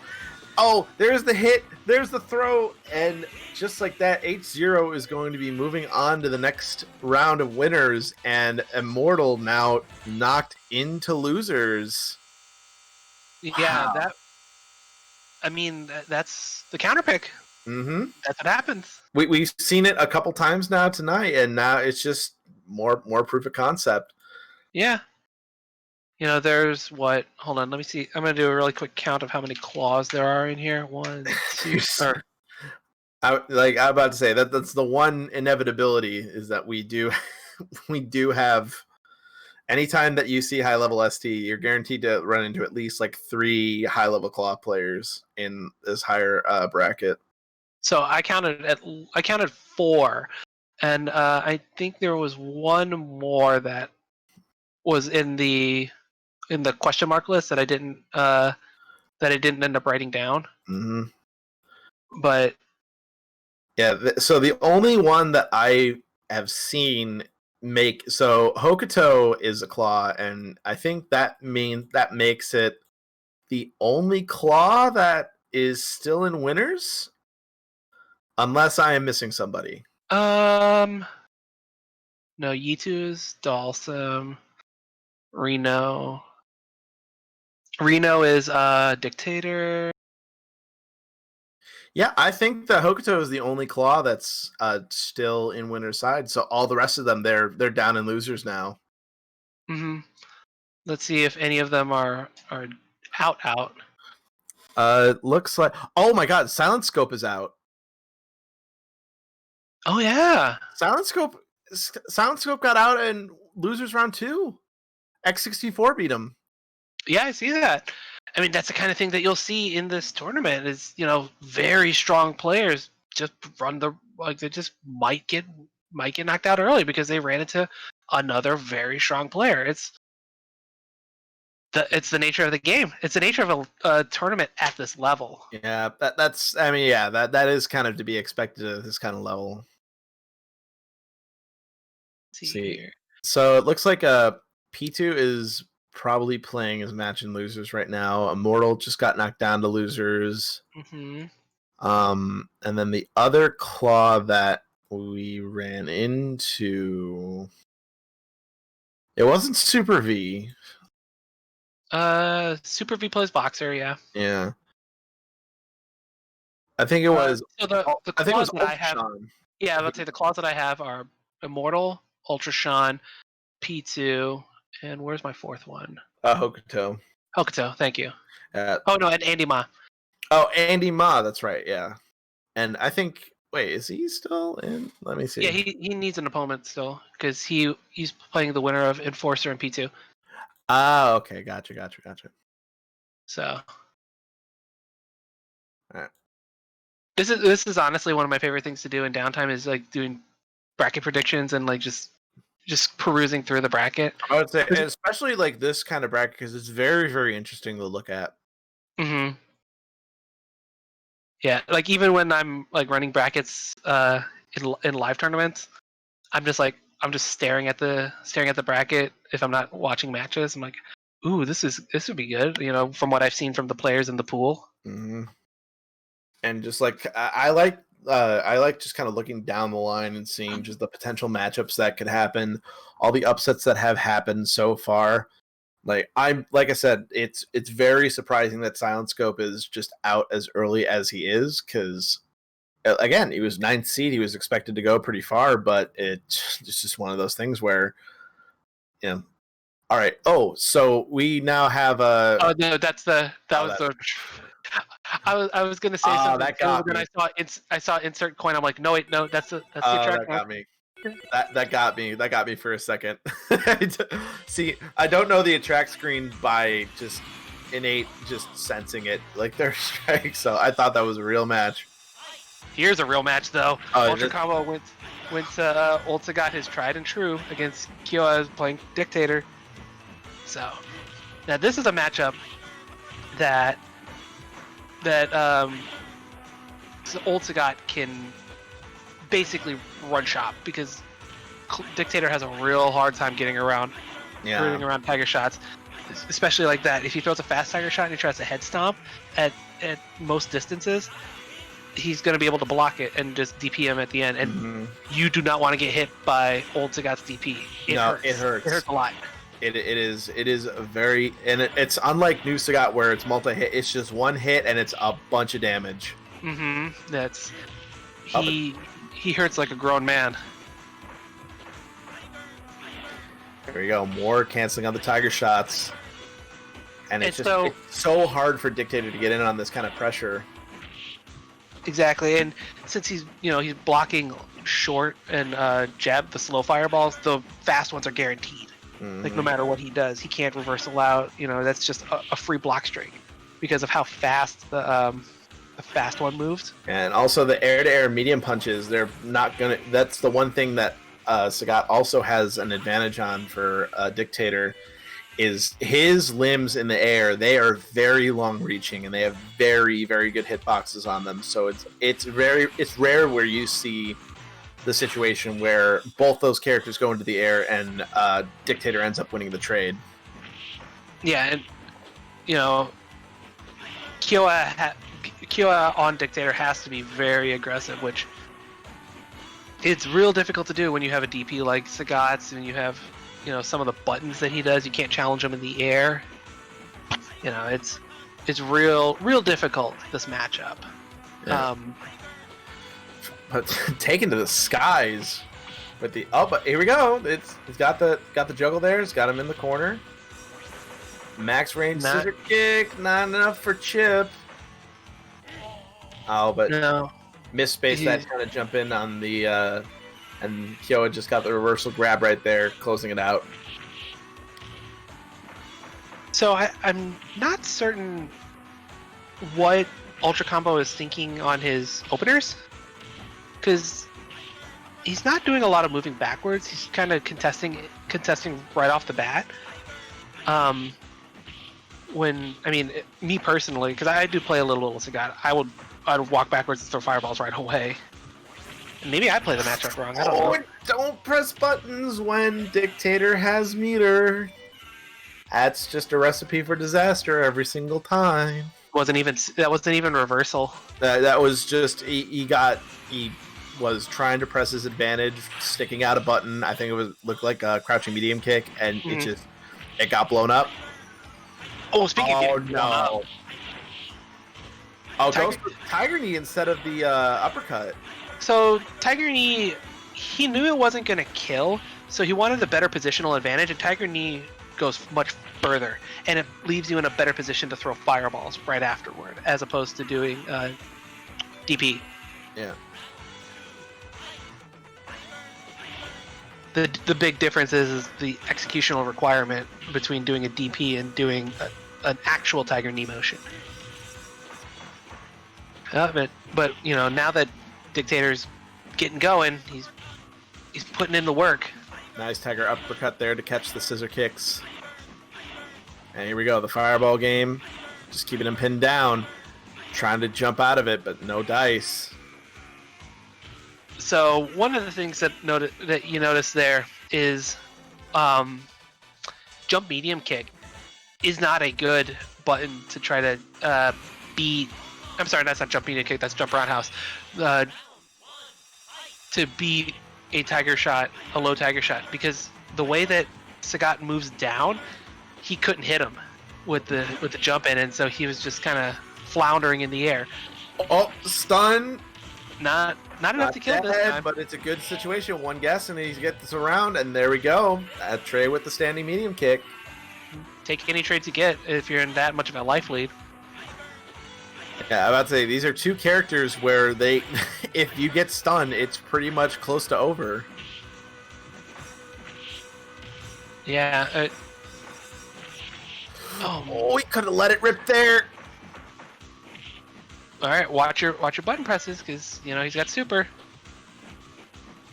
Nice catch there. Oh, very edge of that medium punch. That he tried to DP, but he just didn't get it out in time. Like he didn't commit to the button. But he got caught. He got caught. That was a real heart of the cards DP. Again, grown man damage. Yeah. That hurts so bad. There you go, the stomps. I do like the adjustment from Kyoa of changing how he approaches moving in on Ultra Combo. Because he went from doing a lot of jumping in the first 2 games to now he's doing a lot more of his ground approaches and only jumping on knockdowns or head stomping on good reads of Tiger shots. And like that was very good. And when you know a throw is all it'll take, you just go around to the other side and throw him. I'm about to say, Kyoa is showing Dictator's NBA combine level of hops in this matchup. Right. He's jumping from side to side, getting in on the other side with the throw, and now we're going to game 5. I mean, I'm convinced Dictator has moon shoes. Oh yeah, absolutely. Like, he is the envy of 8-year-old me. Alright, Meaning King now has got the corner, and he's got super, so now he knows that he can kind of just press that advantage, staying there, gets the throw knocked down. Cross up, doesn't pull the trigger on it, but he's still got the life, and he's still got the buttons. Kyoa now on match point. So, with that drop, I think he might have just pressed his button too early because he walked backwards and then he walked backwards, so that means his button wasn't being read. So that's what happened. He just kind of he's pressed his button too early and it just wasn't within the window. But now, Ultra Combo, he did have a decent lead. Now it's kind of faded a little bit, but he's still. Oh, now he's in a more dangerous spot where he no longer has the life lead, and he might get supered out or thrown. And that's gonna be it. Kyoa beats Ultra Combo and moves on. That's actually one that I was not ready to. I wasn't expecting to see. So Kyoa has been the player to watch because he's the one that initially starts off on the back foot and then just creates these comebacks out of nowhere. It is very much like a Dictator player to make these this is the way that how your matches are gonna go. You know what I mean? Exactly. And also that's another upset because Ultra Combo was the 3 seed and now he's in losers. Mm-hmm. So, looking at the bracket again, Damned Eye cruised 3-0 against Mucus, which I could be expected. Yeah. Yeah. Old Ryu, old Ken, Shoto versus Hawk. That's rough. I mean, it's winnable because we saw that happen with in Mucus's first game where he beat Enforcer. He beat a new Ryu player, but somebody on the caliber of Damned Eye. It's rough. Yeah. It's a tall order, and that's definitely something that you don't really see every day. So it's to be expected. Like I said, Damned Eye is definitely on the warpath to win this entire tournament. His next match is versus Reno. That is to get into, I believe, winners. That is a top 8 qualifier for winner's side. So, it's definitely. He's definitely on the path to maybe get into finals on winner's side. At least that's what would be expected. So let's look at the top 8 winners qualifiers. The one that we're gonna have coming up next is gonna be Hokuto versus Fromo. So Dawson versus Dawson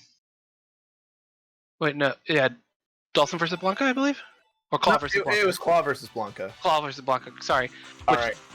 Okay, so this is one of the tricky sleeper matchups in this game. So there are some tools that Blanca can do to stop stuff like wall dive vortexes and all this other stuff. Up balls kind of prevent Claw from doing stuff, jumping in the air. But at the same time, pressure tools like Blanca ball on the ground like that, Claw can just walk forward and press heavy punch, punishes it every single time. But the thing too, looking at it from the other side though, is Claw doesn't have the greatest means to get out of the ground mix-up. Because if he loses down back charge, he can't flip kick anymore. Exactly. And so, you and if you backflip like Hokuto just did, you just chase him down and either down forward heavy punch or roundhouse or Blanca ball or whatever. You basically have free reign at that point. And so, by all consensus of what I've known about this matchup over the years, is that this is a moderately heavy Blanca favor matchup. That one. That was close. Yeah, that was real close. He tried. That was a real close shave right there. Mm-hmm. But yeah, so as I was saying, this is like a 7-3 Blanca matchup, which to be able to do that against Claw, that's important. That's huge. Yeah, he may not have the best matchups in the game, but he has the matchup against Claw, which immediately means he is a viable character on the character select screen. Yep. And that's really that really is kind of what you're going to see here, is that right now he's got the set lead, and it's one of those things where you're going to see Hokuto not really rely on all the only thing that really is consistent is anytime that there's been Blanca ball, he's punished. Yeah, just every single time punished. But at the same time, it's a bit of a situation where if you try to punish it with that, the amount of health that you get back from that in the matchup, it stays fairly even unless there's a deficit like this. Oh, but here Which we go. Can be erased any second. Here's the tick stuff, biting on the face. Any Blanca ball, any super. This is gonna end the round. Yeah, Hokuto can't. Promo was very content on resting, but then he tried to hop back at the end of Rolling Crystal Flash, and he got tagged on it, and that was the end of the round. All right, reversal throw. Backing up. The super high up. The super high up jump light was kind of what it did him in for that round. Because then he got thrown, and then he had to eat a lot of the mix-up. Yeah. So far, they've been going blow for blow, which, again, this is one of the matchups where it's very interesting to watch. But if you're either of these players, it's very stressful on both ends. Mm-hmm.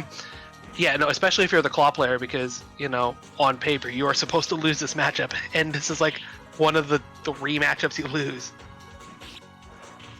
And nice anti-air on the roll. Blanca ball, the up ball, probably was expecting a jump there, but ended up getting punished for it. But he's still got the life lead. Anti-air super. Anti-air super. What? Are you kidding me?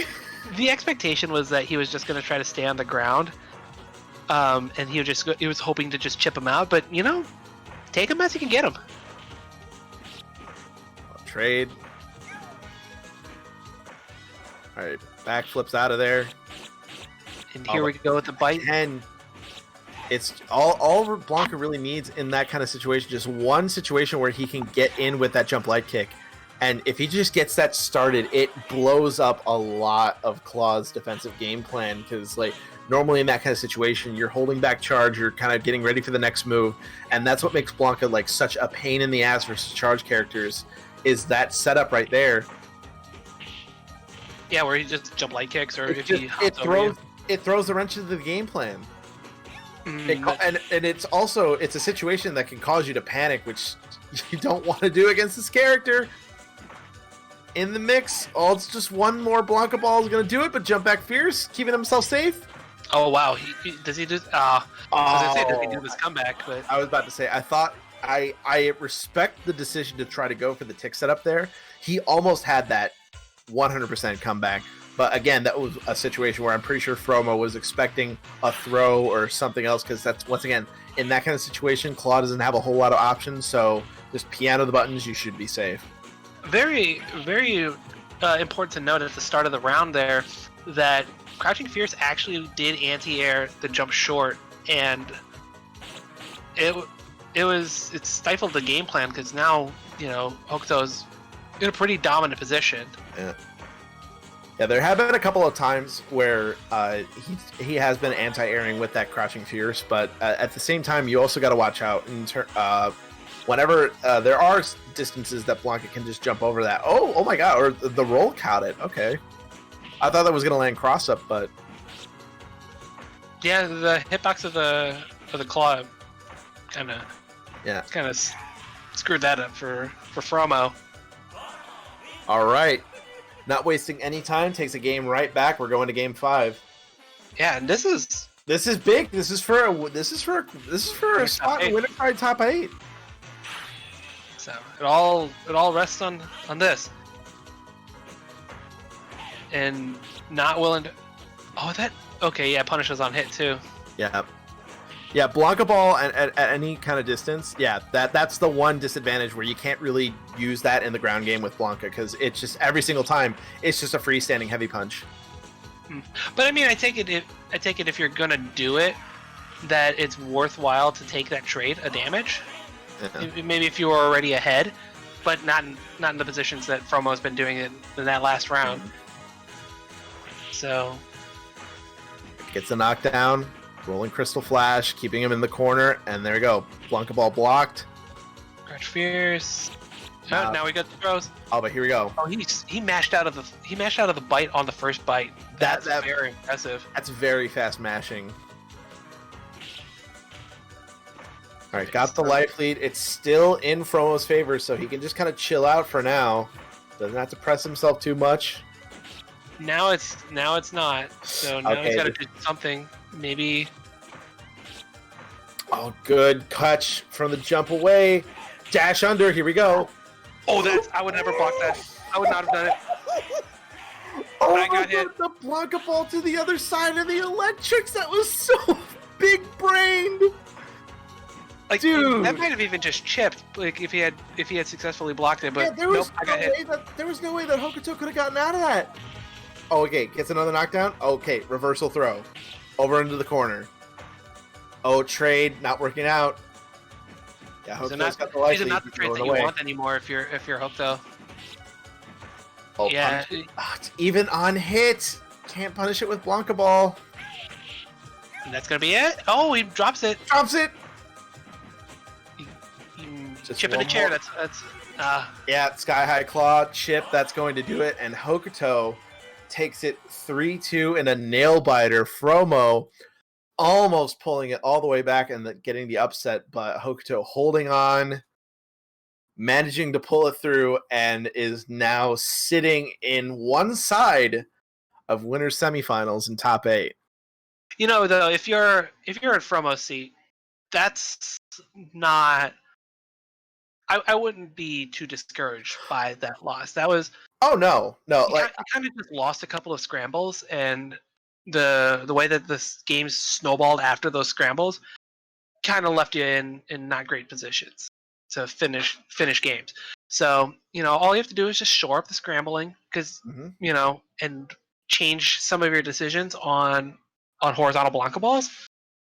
Literally, it's just notes for next time, because now you're in loser's side, and if Hokuto somehow gets upset by either H0 or L Trouble, if he gets knocked into loser's side of top 8, if they meet back up again, it's if he can get that run back, just apply some of that knowledge that he got in that earlier set. Maybe next time it'll be a little bit different. Exactly. So I'm taking a gander really quick at loser's side, and let's see some of the people that are already out now. Climax is out. Yeah, Climax is out. Dangerous Paper Cut got knocked out. Mega Man X is out. Mega Man X is out. Yeah, it's unfortunate. Yeah, one of the lads. Oh, Roy Bissell ran into both of the geefs. That's really funny. He ran the Geef Gauntlet and losers. That's pretty great, and he 3-0'd them both. So not a great day to be a Geef player. No, it's a sad day for the Soviet Union for sure. Yeah, especially since the Soviet Union dissolved. 20-some years ago. We're still in the 90s. It's fine. I think even when Street Fighter 2, when World Warrior came out, the Soviet Union had already been dissolved for about a year at that point. But it came out in what, 92? Yeah, 92. Yeah, it came out in 92. Super ST came out in 94. So they had like a couple of years to like fix it, but there's like, We don't know how to make that flag. It's fine. It's whatever. It's bro. 3 colors. It's CPS 2, man. We got to work with what we have. We can't be Yeah, like we can only do red and yellow for. we can't be like CPS 3 where we can make an entire person both red and blue at the same time.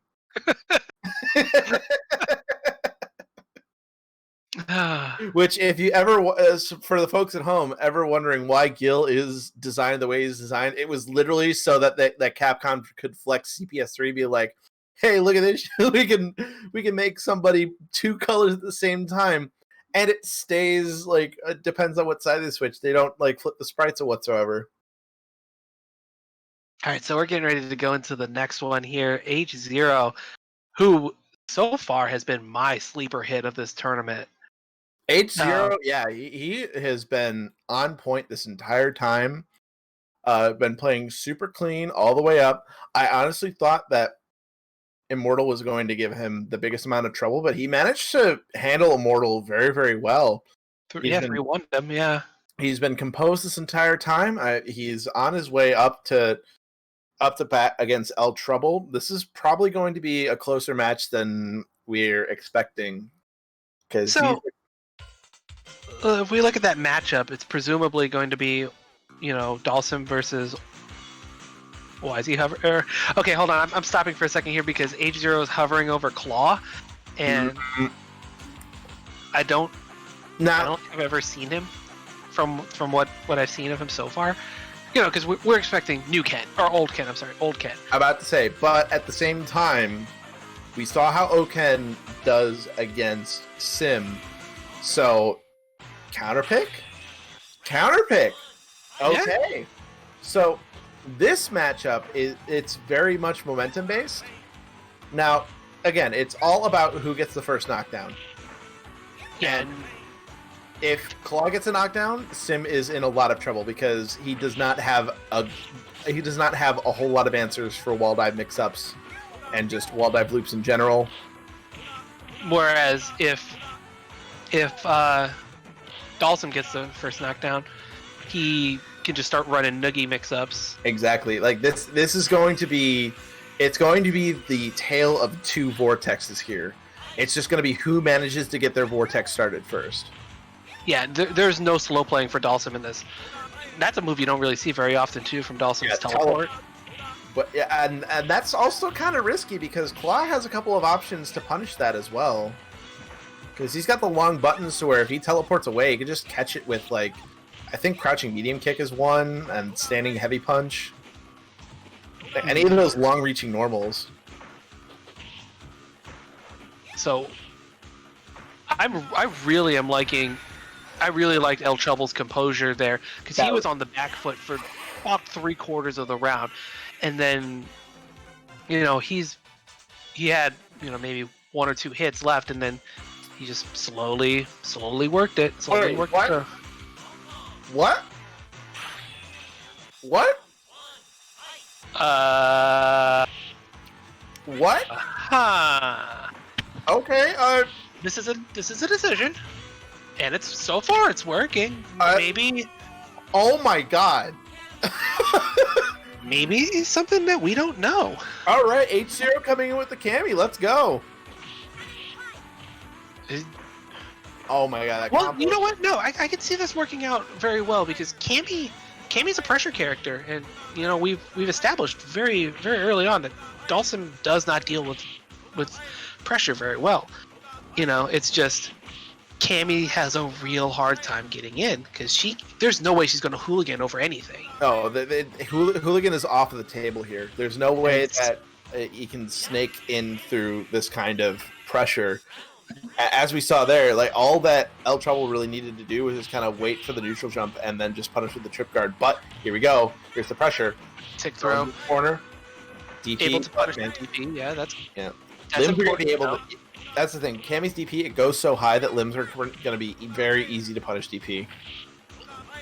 Oh man, H0 really wishes this was like Street Fighter 4, Street Fighter 5. Yeah, Cammy where she could dive kick out of the neutral jumps. Oh, that was such. Oh my god. Such a good trade. I'm watching it again. That was a very good trade. That was such a good play. So wow, the the unexpected Cammy pick. He started off with the claw and ended up getting on the back foot, and now he's going with Cammy, and it's managed to work. But okay, here we go. El Trouble got away with one there because he tried to do a head drill and it came out as just a jumping button, and there was not really much of a punish. That said, though, El Trouble is doing really good at recognizing when H0's jump-ins are too high to be able to combo off of, and throwing him immediately after that. Because that happened twice that round where he was able to throw him because he jumped and his jumping fierce was too high. Like hits the tip of his head and he could just mash a throw. And these long-reaching buttons managing to get H0 back on the board. You know what's been an all-star button in this set is jumping roundhouse for Cammy. Yeah. Look at how much it's covering. So much space, and it's managing to get her in. Yeah, like that was a very risky technology that we didn't know about. Oh, he could have got it. He could have let it rip there, but he just didn't let it on the combo. Neutral jump. And again, jumping roundhouse, keeping him safe, but oh, low health, and he got clipped by the limbs walking forward. That's so unfortunate. It's 2-1 El Trouble. Do we see another character switch? I don't think we do, but I don't think we do. I think, yeah, no, he's locked, and now he's super locked in. He's got to win these next 2 games if he wants to win this set with Cammy. Oh, that was a good DP. Jeez, that was such a good DP. Oh my god, so much damage. See, this is one of the great things about it. And the stun. This is a great thing about a tournament like this is that we get these meta calls. Absolutely, this is probably by far one of the biggest surprises of the night. Yeah, like I'm stunned that this is working out as well as it is, and El Trouble still has a little. He has a game to give still, but the fact that he's struggling this hard against this character that we were saying earlier. It's like I thought that was going to be the turnaround. All right, El Trouble on match point. So H0's definitely got to pull out a little bit of a rabbit's trick here in order to get this back, because now El Trouble, he's hanging back, playing really smart, and these trades. He's knowing when to press his buttons now. That throw! It came from so far away. This is looking really bad. H0 got real predictable about his jumping, and I think that's what ended up eventually doing him in. But still, that surprise. That was definitely a big surprise with the Cammy pick, and it managed to work out in his favor for at least one game. So H0 being knocked into losers, and now El Trouble punching his ticket in the top 8. There you go. I'm actually writing down the Cammy pick so I can look at that later and try to see maybe something I don't know. Try to research that matchup a little more. Yeah, because I understood the claw pick, and I would have imagined that he would have had just as close of a match with El Trouble as if he stayed claw. But man, that Cammy pick, that came out of nowhere. I was not ready for that. That came out of absolutely nowhere, and it almost worked. That's the thing that shocks me the most. I was not emotionally prepared for that. And also stuff like that is the best way to get chat on your side as well. I was watching, I'm just like, that is the best way to make yourself the people's champ. Is to play a perceptively weak character. Yeah, and then just start winning with them. Yeah, get the top 8 with Cammy. That's well, he still has one more chance. He only has to win one more game to get into top 8 and loser side. Yeah, he's probably gonna be going up against Ultra Combo. Because I do see that he's facing Daibon in losers, and I'm pretty sure that's gonna be going to Ultra Combo. And then speaking of losers bracket though, Immortal's out. Immortal's out. Oh wait, who beat? Oh, real Real- decoy. Blanca. That was Mhm. real decoy. The Blanca players, see that's the thing. That matchup, it's really tricky for Claw players if you're not careful. It's Yeah. really kind of it's really weird to say. Well, it's not really weird to say. It's understandable to see why Blanca on paper beats Claw, but it's just it's always fun to kind of bring up in this kind of bracket where it's like, don't count Blanca players out if they run into Claws. That's Yeah. one thing that Brian Bathtub Leviathan likes to I say is like, no, Blanca exists in this game strictly to eliminate Claws from brackets. Blanca's a great equalizer. Yeah, he is. He's the thing that it's the other side of Thanos' little pocket knife, perfectly balanced as all things should be. So one side's the claw and the other side's just like the wild hair of Blanca. Yeah, perfectly balanced. Okay. So looking here at winner's side, our next match, it looks like it's going to be Yitu and Kyoa. That ought to be a very, very fun match. So Kyoa has also been the underdog of the tournament so far. Oh yeah, he has been on a path. He has started off with both of his matches in winner's side so far have been very close affairs, and both matches he was on the other side of it. He is on the back end of it, and then he just makes these comebacks happen. He harnesses the volatility of Dictator and just comes back from it instantly. So I'm very, very excited to see how he's going to fare against Yito, another Dalsim, coming up into that winner's top 8 qualifier. Right now, I think we're moving on to we're getting a glimpse into what's going on in losers. This is X64 versus Fromo, and Hana versus Blanca. which sounds like a painful matchup. It really is, because Hana's a charge character, but he don't need to charge anything. He just he can just do hands. He can do butt slam, or he doesn't need to charge left right for anything. Yeah. So, and X64 is in the lead, but now Fromo takes round 1 of game 2. So. And this is win or go home too, because this is to get into loser side of top 8. Oh, here we go. Butt slams repeatedly. Yeah, he's got these really good calls on crouching fierces and the attempts to try to escape. And evens it up.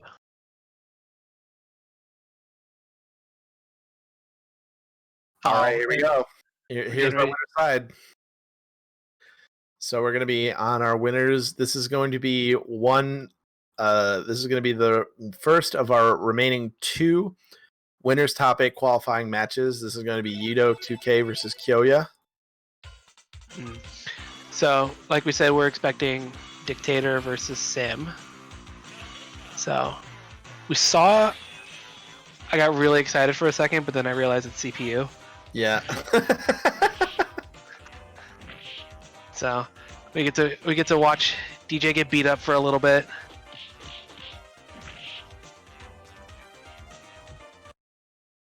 There. Or they just reset the board.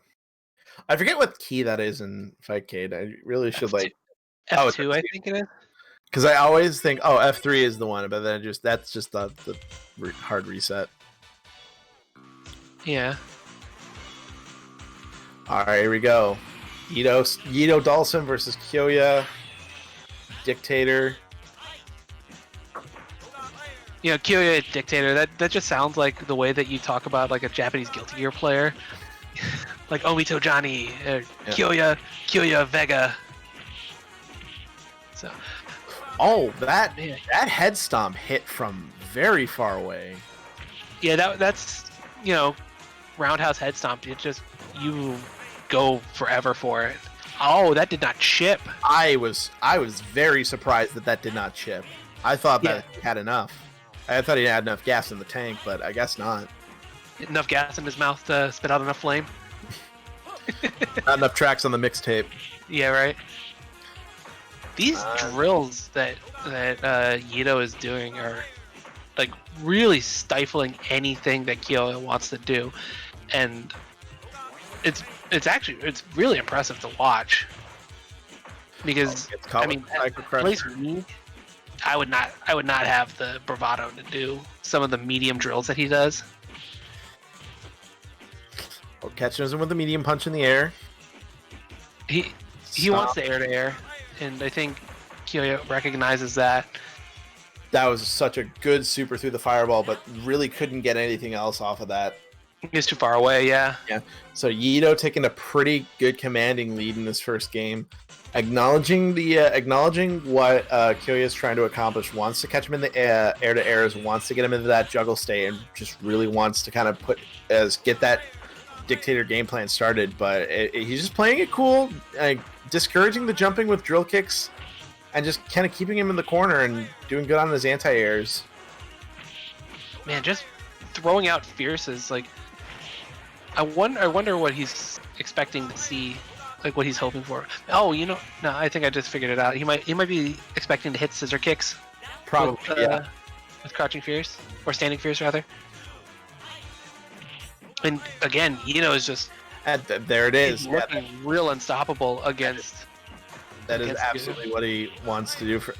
But okay, trying to get his way out of the corner, but again, just got all those angles covered. Super. Not enough to hit this time. Head stomp. Oh wow. I don't know if. Oh no! What are you doing? He didn't have enough.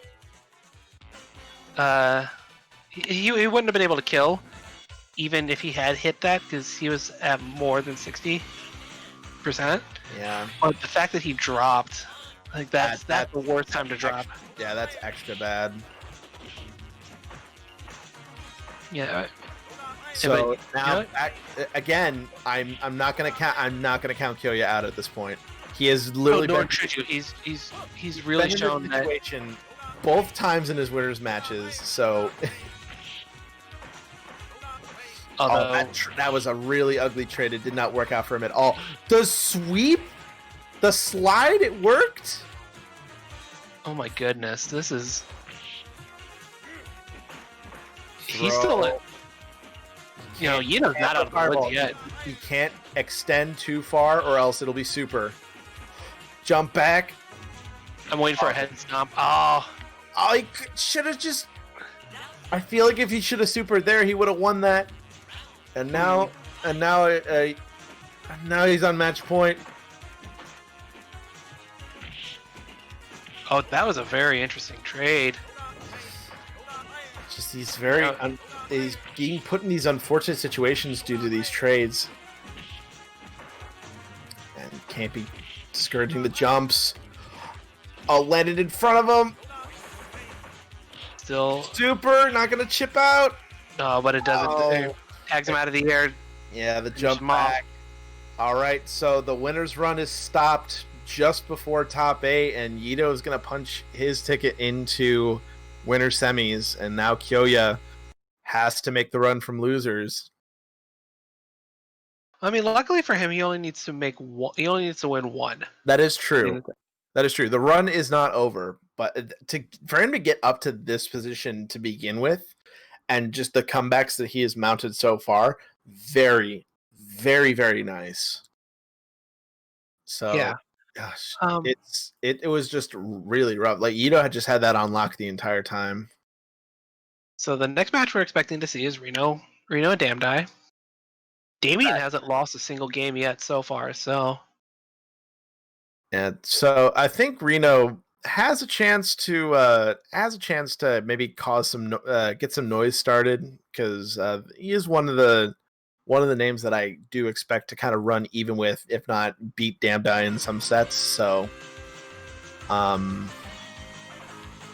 me see what else is just happening. Oh, okay, so we actually have our first losers qualifier in X64. He actually beat Promo in loser side. I was actually just about to mention that too. All right, well, here we go. This is the last of our winners qualifiers matches for top 8. Oh man, I love this color for old Ryu. That is very, very nice, and they're matching. Yeah, I need this ROM. I need this ROM. All right, slide, got him knocked down. Oh wow, just did not expect him to cross up with the Tatsu, and just got smacked in the face, and then ate another cross up and died. Tried to tag, getting in the air there with the Shoryuken, not gonna work. And there we go. Blocks that time. Another cross up, throw. Now got the corner. Here we go. Right there, that Tatsu was the unblockable Tatsu.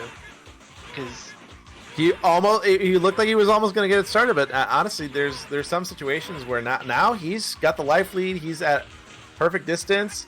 Here we go. Get it started. This is the mix. This is he going to be able to land the unblockable or not? He got it twice, or at least he hit with Tatsu's on incoming twice. Yeah.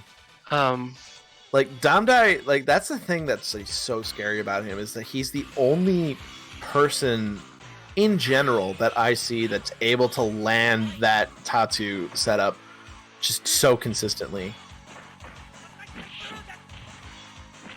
Oh, got clipped with the Tatsu cross up. Tried to delay with the crouching medium kick again. Shoryuken getting caught by the head stomp. So now he's back in the corner. All right. That's Ryo's turn. Scissor kicks. But I mean, that's how you get a lot of damage on Ryu or on old Ryu is just by throwing him. Because since he can't soften, so you might as well just tick throw as much as you can and just hope that he doesn't try to DP out of everything. Or, bait the DPs and then punish more. Oh, very nice. Devil's reversal to get over that DP. Yeah, I mean, that's not something that you would see very often because generally you're going for head stomp. No. It's just anytime he gets the knockdown, that's when he gets it started. Oh, that was other side. There you. Oh, that was a nail biter. That was so, and that was just straight up pixel comeback. He had 0 vitality left, and he managed to bring it all the way back. Now he's in the magic space of or he was in the magic space of Fireball Land, but now. Oh, the other side! He could have gone into the scissor kicks. That would have been the stun. Yeah, I think he might have just missed his cancel window. Here we go. The unblockable time. Yeah, we talk about how difficult Dictator's combos are, and it's kind of just what you're seeing with anytime you see a drop. It's like these combos are hard. He may not have been. It is definitely one of those things where to be consistent with it. It is an art form. Like you have to just have the confidence to be sure that your execution is on point every single time that you land a cross up like that. So the other thing too is that there's certain moves, certain normals that are only cancelable on certain frames. And so he may have just missed a window and may not have been able to cancel. Yeah. So another example is Fei Long Standing Fierce, close standing fierce. It's only cancelable on the first 4 frames. So if you can't cancel it, you're too far away. You're just kind of lost. All right, we got the super. Head stomp. Super on deck.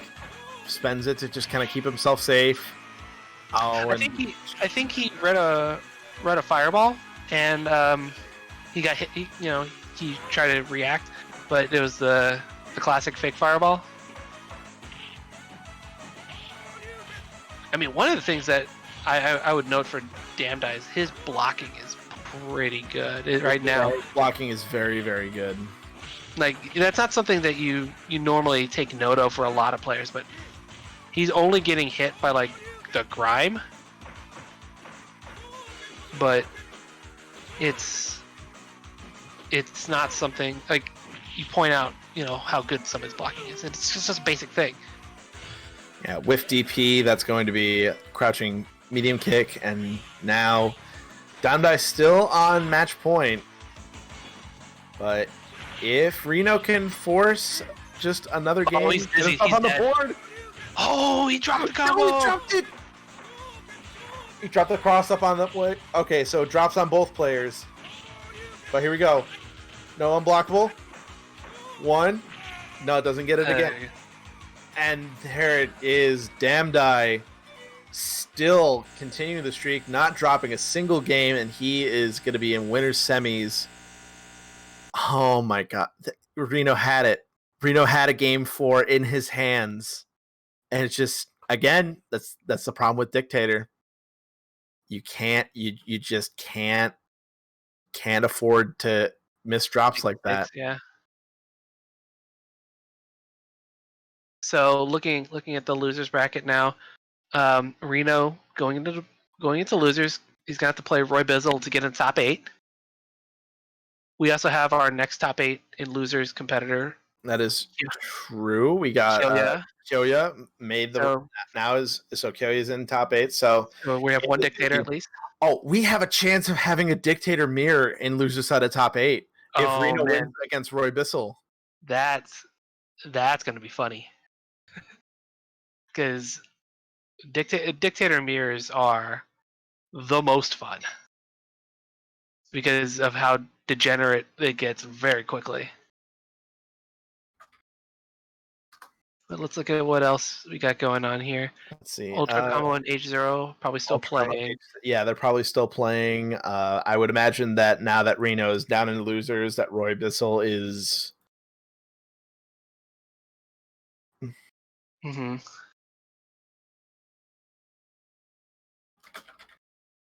Or I wonder if they actually just held it off so we can watch it.